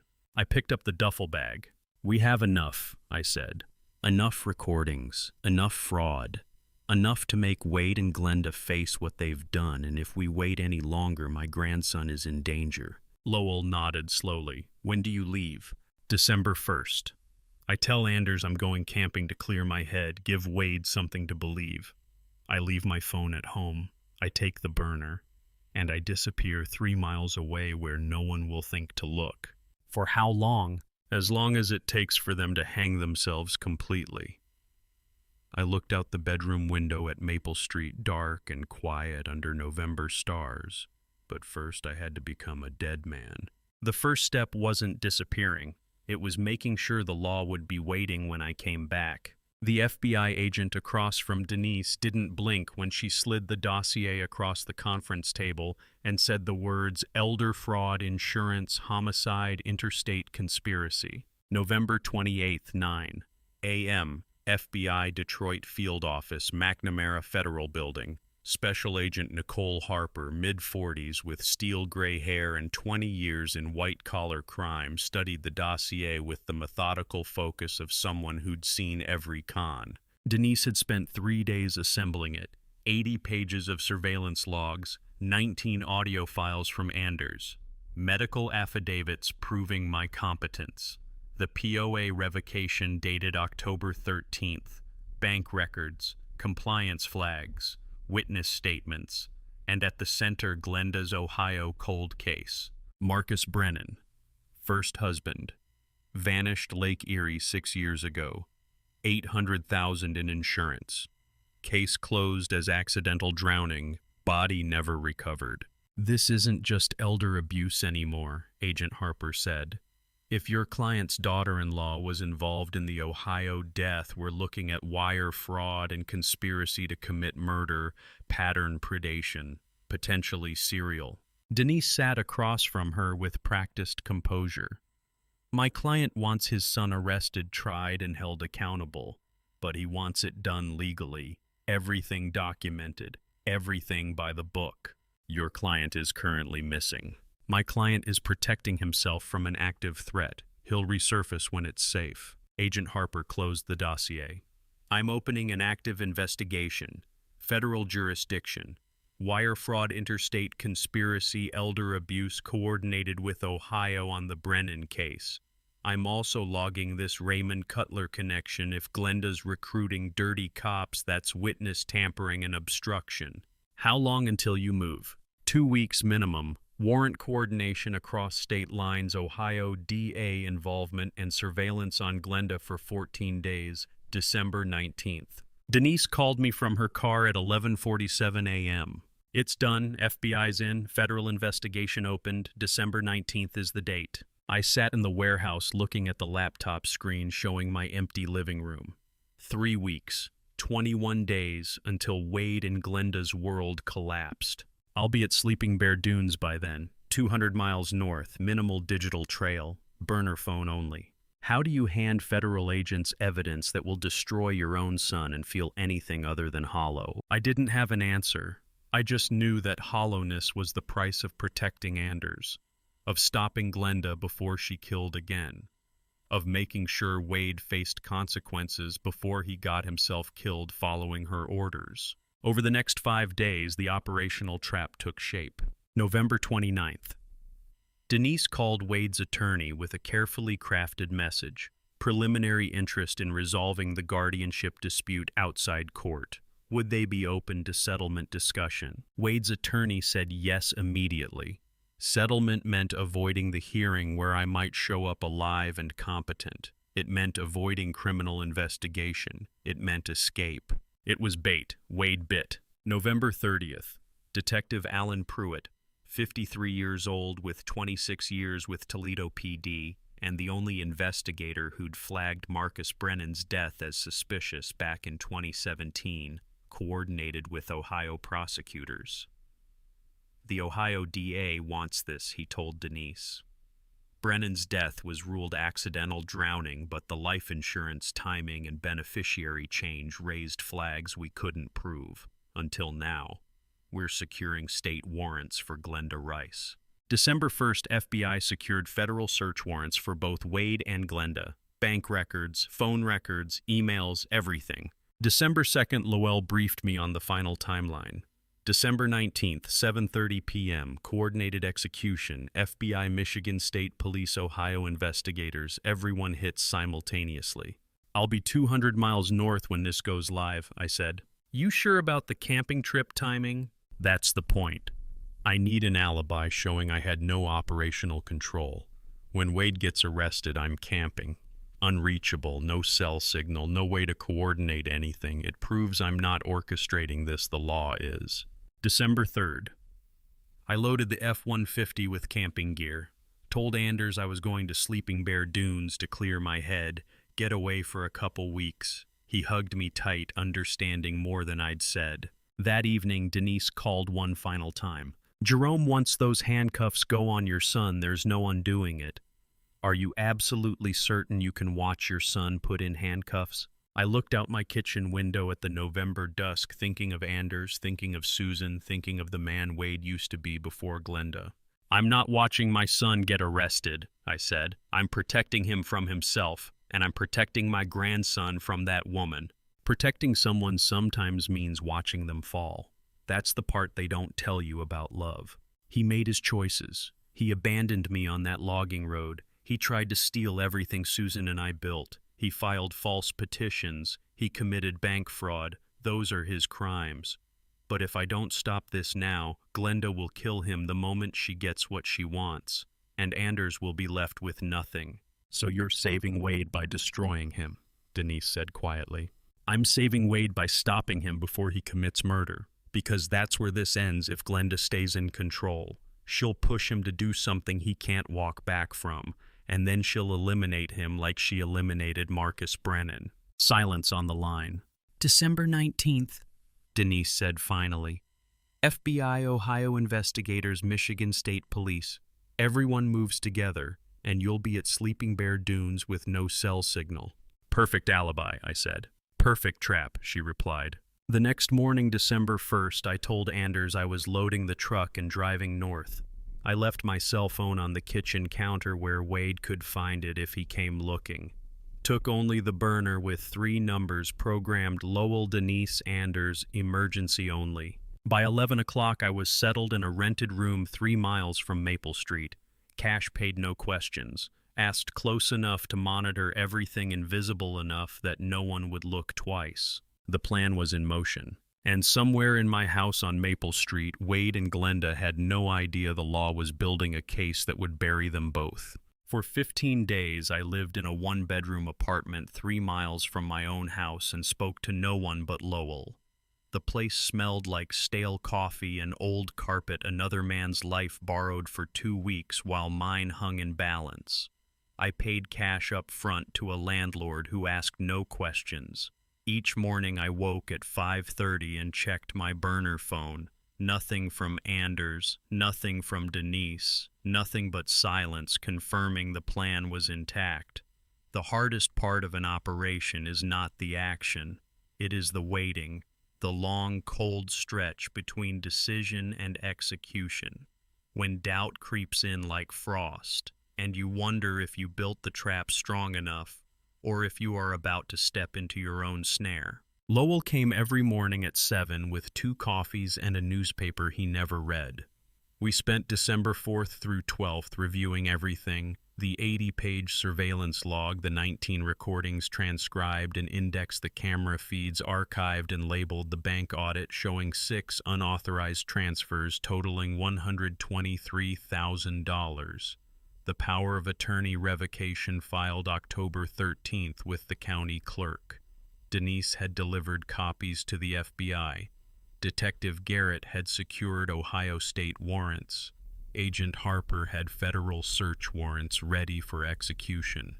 Everything locked into place like an assembly line where every bolt threaded perfectly and every torque spec met standard. "You ever second-guess this?" Lowell asked on December 8th.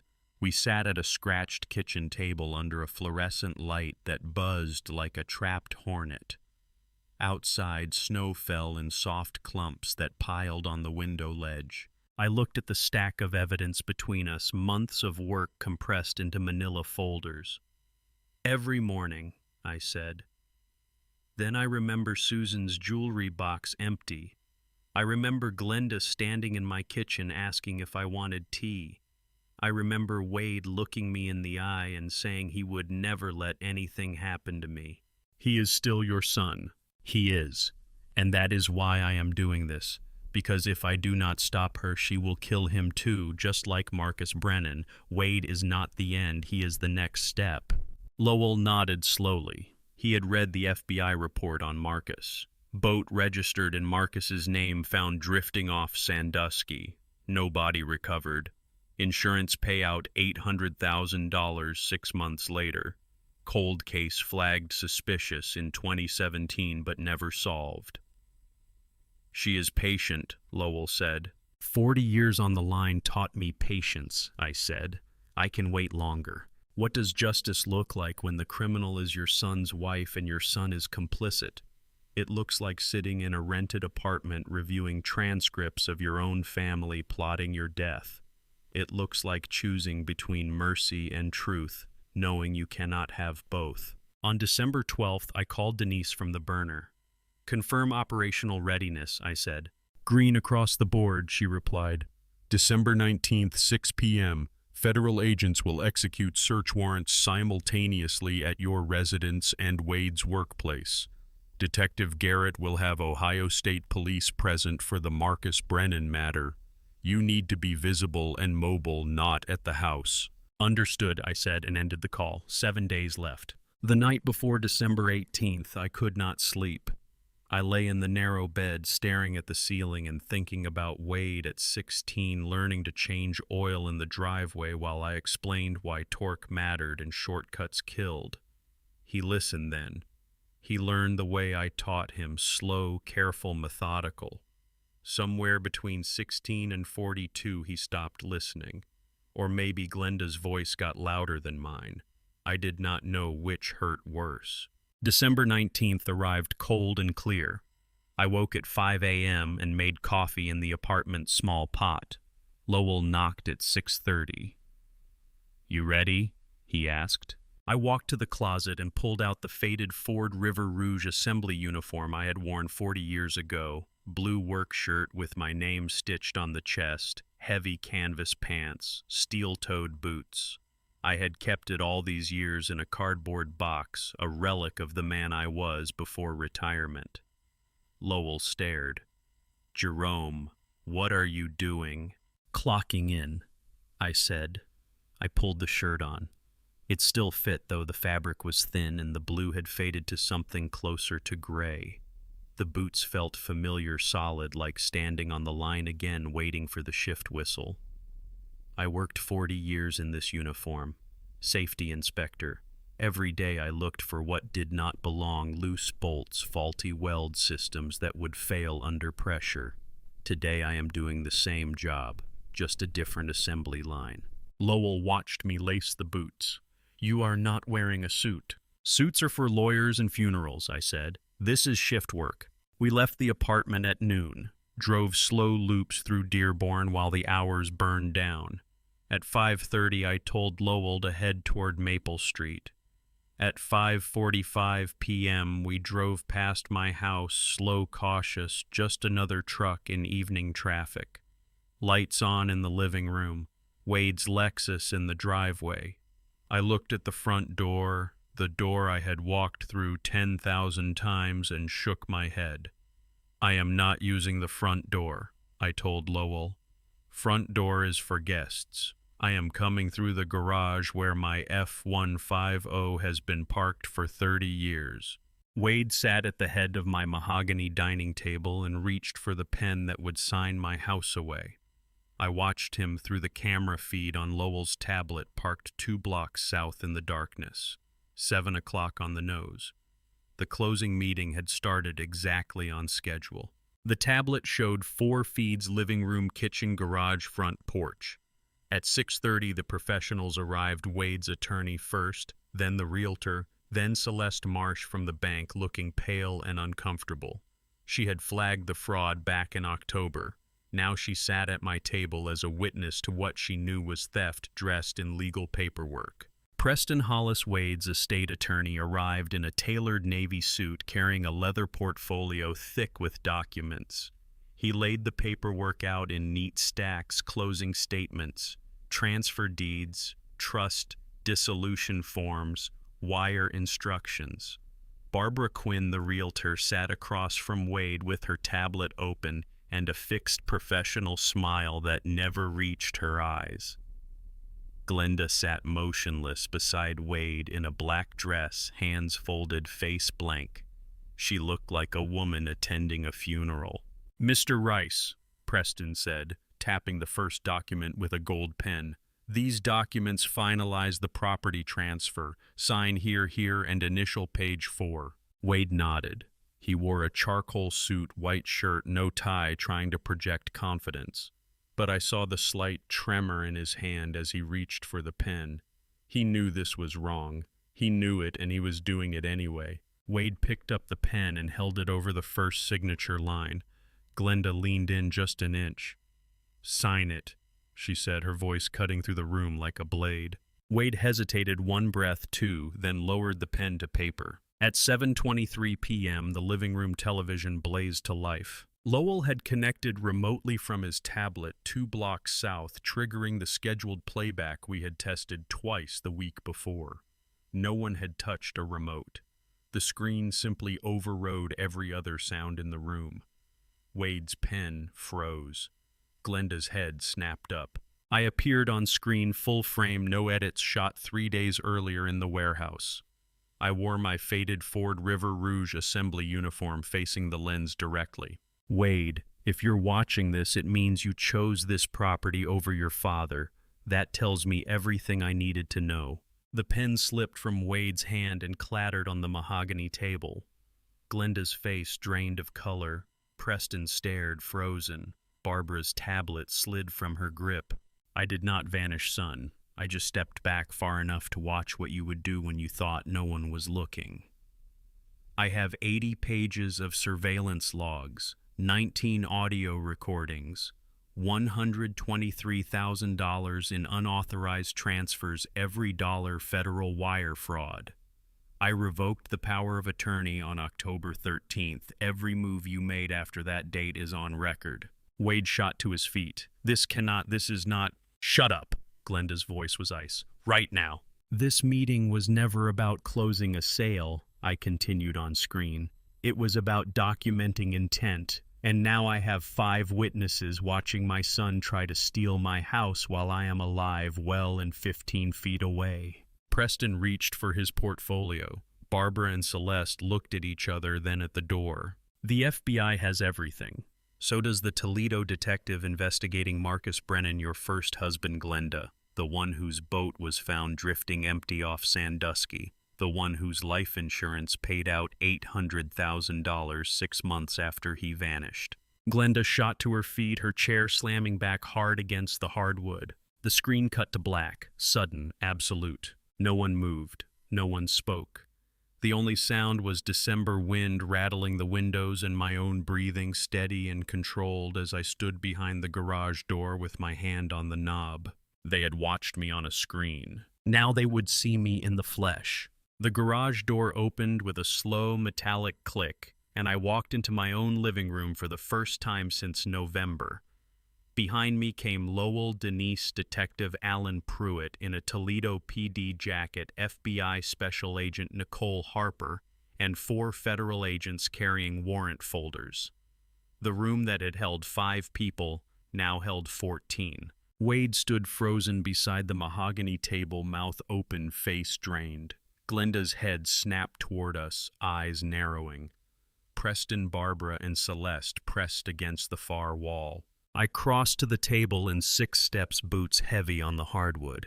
I did not look at Wade. I looked at the unsigned closing documents, at the silver pen lying where it had fallen, at the stack of deeds that would have erased my name from everything I built. I reached into my pocket, pulled out my F150 brass keyring, and dropped it on the paperwork. The metal rang against mahogany like a gavel. Glenda recovered first. You cannot just walk in here with federal search and arrest warrants, Agent Harper said, laying 3 folders on the table. Michigan elder fraud, Ohio insurance fraud, conspiracy to commit wire fraud across state lines, 20 years minimum. Wade turned to me, voice cracking. Dad, I thought you thought I was gone, I said quietly. That was the point. Wade Allen Rice. Detective Morris Garrett said, stepping forward with handcuffs. You are under arrest for elder abuse, financial exploitation, and wire fraud in connection with unauthorized power of attorney use and bank transfers totaling $123,000. You have the right to remain silent. Wade did not resist. He stood like a man watching his house burn down. The cuffs clicked shut, 3 sharp sounds that cut through the silence like a blade. Glenda stepped back, hands raised. I want immunity, full immunity. I will testify against him for everything. Agent Harper's expression did not change. You are under arrest for conspiracy to commit murder in the death of Marcus Brennan, insurance fraud, and interstate wire fraud. You do not get to negotiate before you are charged. Then charge me, Glenda said.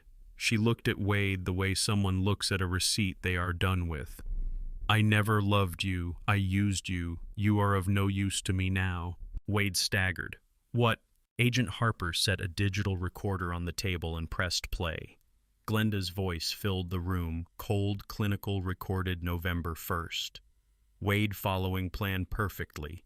You know what to do with him when it is finished. Same as Marcus, clean, untraceable, no body. Wade turned to Glenda, cuffed hands shaking. You said we were building a life. I said what you needed to hear, she replied. You are not special. You are just easy. His knees buckled. He dropped into the chair, shoulders shaking with silent sobs. I stood watching my son break apart and felt nothing but a vast, hollow ache where my heart used to be. At 7:45, officers escorted them both down the front steps. Red and blue lights swept across the snow. Neighbors stood on porches in coats and slippers. Gwendolyn Frost stood across the street with one hand covering her mouth. Glenda walked with her head high. Wade stumbled head down. At the bottom of the steps he paused 3 feet from where I stood. We did not speak. He did not look up. After 5 seconds he kept walking. The cruiser doors slammed. Taillights faded into December dark. Lowell stepped beside me. "Come back to my place tonight. You should not be alone." "I have been alone since October," I said. "One more night will not matter." Denise touched my elbow. "You did the right thing." "Then why does it feel like I just buried my son twice?" From across the street, Gwendolyn called softly, "Jerome, you okay over there?" I looked at her, this woman who had known Susan, who had brought food when grief was all I had. "I will be Gwen," I said, eventually. Denise called at 6:47 a.m. on December 20th with news that changed everything. The FBI was diving a reservoir 38 miles outside Columbus. I stood in my kitchen, still wearing yesterday's clothes, the coffee pot cold on the counter, and listened to her voice crackle through the phone speaker. "They're at Alum Creek Reservoir. Agent Harper got a warrant based on Lowell's surveillance logs. Glenda's Ohio connections, the trip she took in 2019. Forensic dive team went down this morning." I gripped the counter edge. "What did they find?" "A vehicle, submerged, registration in the name of Marcus Brennan." Marcus, Glenda's first husband, the man who vanished while boating on Lake Erie, the man whose life insurance paid out $800,000 6 months later. I closed my eyes and saw Wade reaching for that pen at the mahogany table and wondered how much he had always known. "The remains," I asked. "Skeletal. Dental records already flagged as a match. Detective Pruitt is coordinating with Ohio State Police. This just became a capital murder case." I set the phone down and stared out the window at Maple Street covered in fresh December snow. Somewhere 38 miles outside Columbus, divers were pulling a dead man's bones from cold water. A man who had trusted Glenda.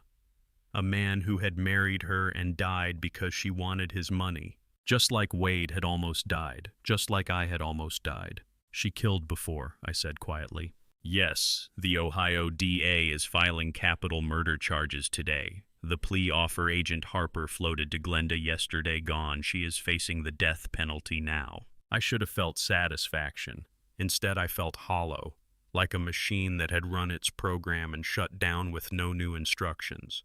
"And Wade?" I asked. "How deep was he in this?" "We do not think he knew about Marcus. Wade and Glenda only married in 2021. But he knew enough about what they were planning for you.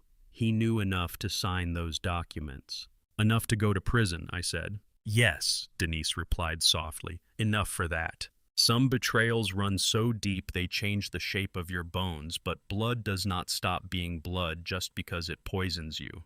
3 days before Christmas, I drove to Wayne County Detention Facility. I parked the F-150 in Visitor Lot B and walked through metal detectors, through locked doors that buzzed and clanged, through hallways that smelled like disinfectant and despair. They put me in a small room with a glass partition and a plastic chair bolted to the floor. I sat and waited. Wade came through the door wearing an orange jumpsuit that hung loose on his frame. He had lost weight. His face looked gaunt, hollow around the eyes. He shuffled to the chair and picked up the phone. I picked up mine. For 10 seconds, neither of us spoke. "I did not know about Ohio," he said finally. His voice cracked. "I swear I did not know she—" "I believe you," I said. "That does not excuse Michigan, but I believe you." He looked up, eyes red-rimmed. "Why are you here?" "Because you are still my son." His shoulders shook. He pressed his free hand against his mouth, unable to speak. I waited. When he could breathe again, I spoke. "Sever your case from hers immediately. Capital murder defendant, you cannot be tied to that trial. Cooperate fully, and Wade, do not lie anymore. Not to them, not to yourself." He stared at me through the glass, confusion and shame and something fragile mixing on his face. "You are helping me. I do not forgive what you did," I said, my voice steady despite everything breaking underneath it. "I may never forgive it. but I will not watch you drown because you married a woman who used you the same way she used Marcus Brennan."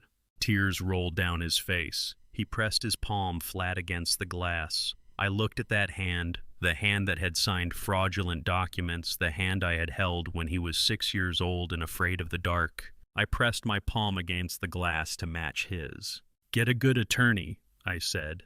Then I stood and walked toward the exit before my eyes could betray me. On Christmas Eve morning, Vernon Holbrook slid a manila folder across Denise's conference table and said the words that made the entire tragedy even more bitter. "Commercial rezoning approved." I had driven straight from the detention center the day before, still carrying the weight of Wade's red-rimmed eyes and shaking hands, still feeling the ghost of his palm pressed against the glass. Now I sat in Denise's downtown office staring at a city planning document that changed everything. Daniel Marsh, Susan's younger brother and recently retired Dearborn City Planning Commissioner, had called that morning asking for an urgent meeting. He arrived at 10 a.m. carrying the folder that would make Wade's betrayal even more senseless than it already was. Daniel was 68, thin and precise, with Susan's same careful way of organizing information before speaking. He opened the folder and turned the top page toward me. "3-acre industrial property on the east side," he said, "inherited from your father-in-law through Susan's estate, currently assessed at $900,000 residential." "I know the property," I said. Wade had tried to claim his 40% stake, $360,000 he believed was his ticket to freedom from debt and Glenda's ambitions. Daniel tapped the second page. "City Council passed commercial rezoning ordinance December 5th, encompassing that entire district. Appraised value under commercial zoning $3.2 million. The numbers hung in the air like smoke. I did the math automatically, 40 years of precision work wired into my brain. Wade's 40% stake would have been worth $1.28 million, Denise finished quietly. "Legal inheritance, no fraud required, just patience." Daniel leaned back in his chair, his face lined with the same exhausted grief I saw in the mirror every morning. The city council passed it December 5th, 14 days before Wade's arrest. If he had just waited, he would have inherited over $1 million legally when the property sold. I stared at the appraisal document, at the neat columns of numbers, at the official city seal stamped in blue ink. Wade had been so desperate to steal $360,000 that he missed $1.28 million sitting right in front of him. He had risked everything, his freedom, his son, his father's life, for crumbs, while the whole bakery waited in plain sight. "He was so busy trying to steal crumbs he missed the whole damn bakery," I said. Denise nodded slowly. "That is the nature of greed. It blinds you to what is already yours." Daniel closed the folder with careful precision. "Susan would have wanted Anders to have it, all of it, the property, the proceeds, everything. Susan would have wanted her son to be better than this," I said, and my voice came out harder than I intended. "She would have wanted Wade to be a man who could wait, who could earn, who could build instead of steal." Daniel stood and placed one hand on my shoulder, brief, solid, the way Susan used to touch my arm when words were not enough. "I will file the amended estate valuation with the court for Anders's inheritance when the time comes. Greed is a thief that robs you twice, once when you steal, and again when you realize what you already had." I drove home through empty Christmas Eve streets, past houses lit with colored lights and wreaths hung on front doors, past families gathering for dinners I would not have this year. Susan's chair at the table stayed empty. Wade's chair stayed empty. The house felt like a museum of a life that used to be. On December 26th, early morning, while the sky was still dark, I woke to the sound of footsteps on the stairs.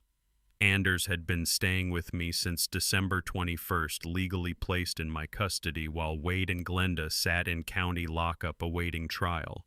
The social worker had delivered him with one duffel bag and a permission slip for me to sign. I found him in the kitchen doorway, hair sticking up, wearing an old Detroit Lions sweatshirt 2 sizes too big. He watched me measure coffee grounds into the pot, watched me fill the reservoir with water, watched me press the button and wait for the machine to gurgle and hiss. "You are up early," I said. "Could not sleep," he replied. He sat at the kitchen table in the same chair he had used since he was 6 years old, back when Sunday dinners were still normal and grandmothers were still alive and fathers were not in jail for trying to kill their own parents. I poured 2 mugs when the pot finished brewing, set one in front of him, cream and sugar already on the table, and sat across from him with my own. The coffee tasted bitter and strong, the way Susan used to make it before her hands got too shaky to measure. Anders wrapped both hands around the mug, staring into the dark liquid. "Do you regret it?" he asked quietly, turning him in. I thought about Wade's face through the glass partition, about his shaking hands and red-rimmed eyes, about 42 years of being his father colliding with 4 months of being his victim. "I regret that it was necessary," I said. "That is different from regretting that I did it." He nodded, slowly processing. I reached into my shirt pocket and pulled out a folded document, notarized and sealed, and slid it across the table. "This trust fund is yours when you turn 25, $800,000. For college, for starting a business, for building something that lasts." Anders unfolded the paper carefully, eyes scanning the legal language, the dollar amount, the conditions. He looked up at me, confused and overwhelmed. That is more than Dad tried to steal." "Your dad tried to steal what was never his," I said. "This is yours, legally, properly, the way things are supposed to work." He studied the document for a long time, fingers tracing the notary seal. "I think I want to study mechanical engineering," he said finally. "Learn how to fix broken things." "Your grandmother would have liked that," I said, and my voice caught. I looked at my grandson and saw my wife's eyes, my own young hands at 16, and every good thing I had hoped to pass down still alive in him. Maybe that is what survives betrayal, not the people who break, but what you manage to save. 3 days after the arrests, I walked my old neighborhood route for the first time since November. Same streets, same houses, different man. The morning air smelled like wood smoke and December cold. My boots crunched on salted sidewalks the way they had for 40 years, but the weight I carried felt lighter. Gwendolyn Frost stood on her front porch wrapping garland when I passed. She straightened and waved. "Good to see you back, Jerome. We have been keeping an eye on the house." "I appreciate that, Gwen," I said. "More than you know." I walked the 7-block loop past houses where neighbors had raised kids and buried parents and rebuilt lives after losses I would never see but could recognize in the set of their shoulders. They nodded as I passed. A few shook my hand. No one asked where I had been. Dignity is what your community gives you when the truth is too heavy to speak aloud. At the Independent Service Station on Michigan Avenue, I pushed through the glass door and heard the bell chime. Earl Dunham, 71 years old and owner of the place for 43 years, poured coffee without asking and slid it across the counter the way he had done 1,000 times before. Black, no sugar, hot enough to burn. "Figured you had your reasons for going quiet," Earl said. "Man does not walk away from 42 years without cause." "No," I said, "he does not. Coffee is on the house, always has been for you." "Some things do not change, Earl," I said. "Thank God for that." We sat together for an hour in the kind of comfortable silence that only exists between men who have known each other long enough to stop needing words. The coffee tasted bitter and familiar. Outside traffic rolled past, ordinary, endless proof the world kept turning. On December 31st, night fell early and cold. Anders was out with friends. Lowell was with family. Denise was traveling. I sat alone in the leather chair facing Susan's photograph on the mantel, the one from our 30th anniversary, her smile bright and real. I spoke aloud to the empty room. 47 years you kept me standing. This year I had to learn to do it myself. My voice sounded rough in the silence. I did, but I miss you every damn day. The photograph did not answer. It never did.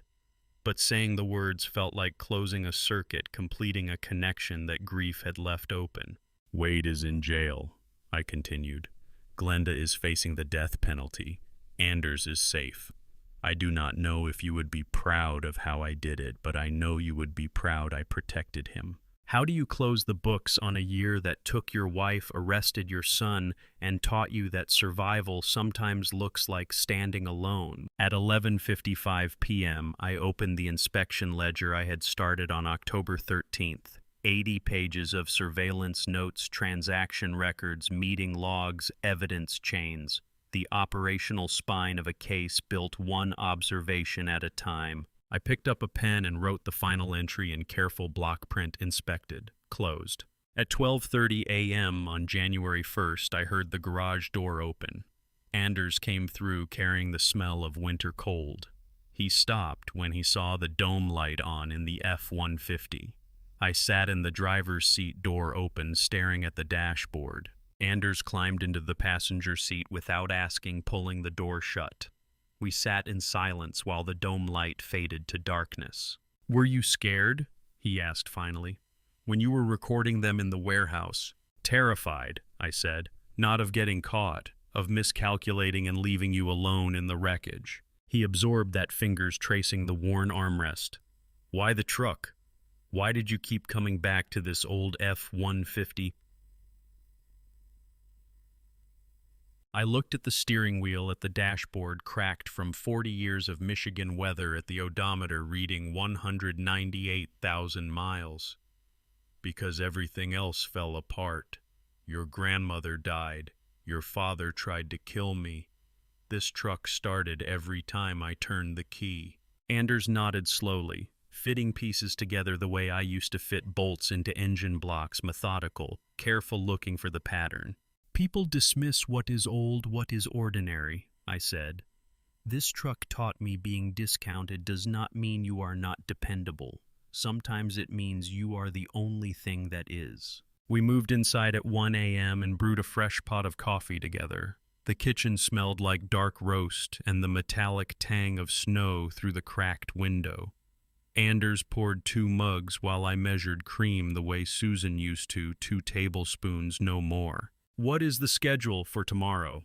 Anders asked, sitting across from me at the table. "Fix the F-150 fuel pump," I said. "Then we will see what the line looks like." He smiled, the first unburdened smile I had seen on his face since October. "Sounds good, Grandpa." "Your grandmother used to say I talk to trucks more than people," I said. She was not wrong. "What do they tell you?" Anders asked. "That being old does not mean being useless. That starting every morning matters more than looking pretty." Anders wrapped both hands around his mug, absorbing heat through ceramic. "I am glad you kept it. The truck. Everything." "Me too, son," I said. "Me too." Snow fell over Maple Street outside the kitchen window, covering the tire tracks from December 19th, covering everything that came before. Anders sat across from me, drinking coffee at 1 a.m. like we had all the time in the world. Listen close enough, steel tells its own story. People are not different. That old F-150 sitting in the garage, 23 years old, 198,000 miles, dismissed by everyone who saw it, was the legacy I kept intact for my grandson. Proof you can be discounted your entire life and still be the most dependable thing in the room when the weight comes down. And to you listening to my story, remember this: being dismissed doesn't mean being powerless. I look back now and see the warning signs I missed. I trusted too easily because Wade was my son. I wanted to believe the best in him even when the evidence told me otherwise. Don't make my mistake: when someone shows you who they really are, believe them the first time. Family betrayal cuts deepest because we never think it can happen to us. This family betrayal taught me that loyalty isn't about blood, it's about character. Wade chose greed, but Anders chose honor. That's the difference between who people are and who we wish they were. I believe God put me through this to protect my grandson and prove that quiet strength matters more than loud threats. When family betrayal comes, and it happens more often than people admit, your response defines you. Don't seek revenge for revenge's sake. Seek justice, protect the innocent, and let truth do the work. Now I want to hear from you. Have you experienced family betrayal? How did you respond, with revenge or with something stronger?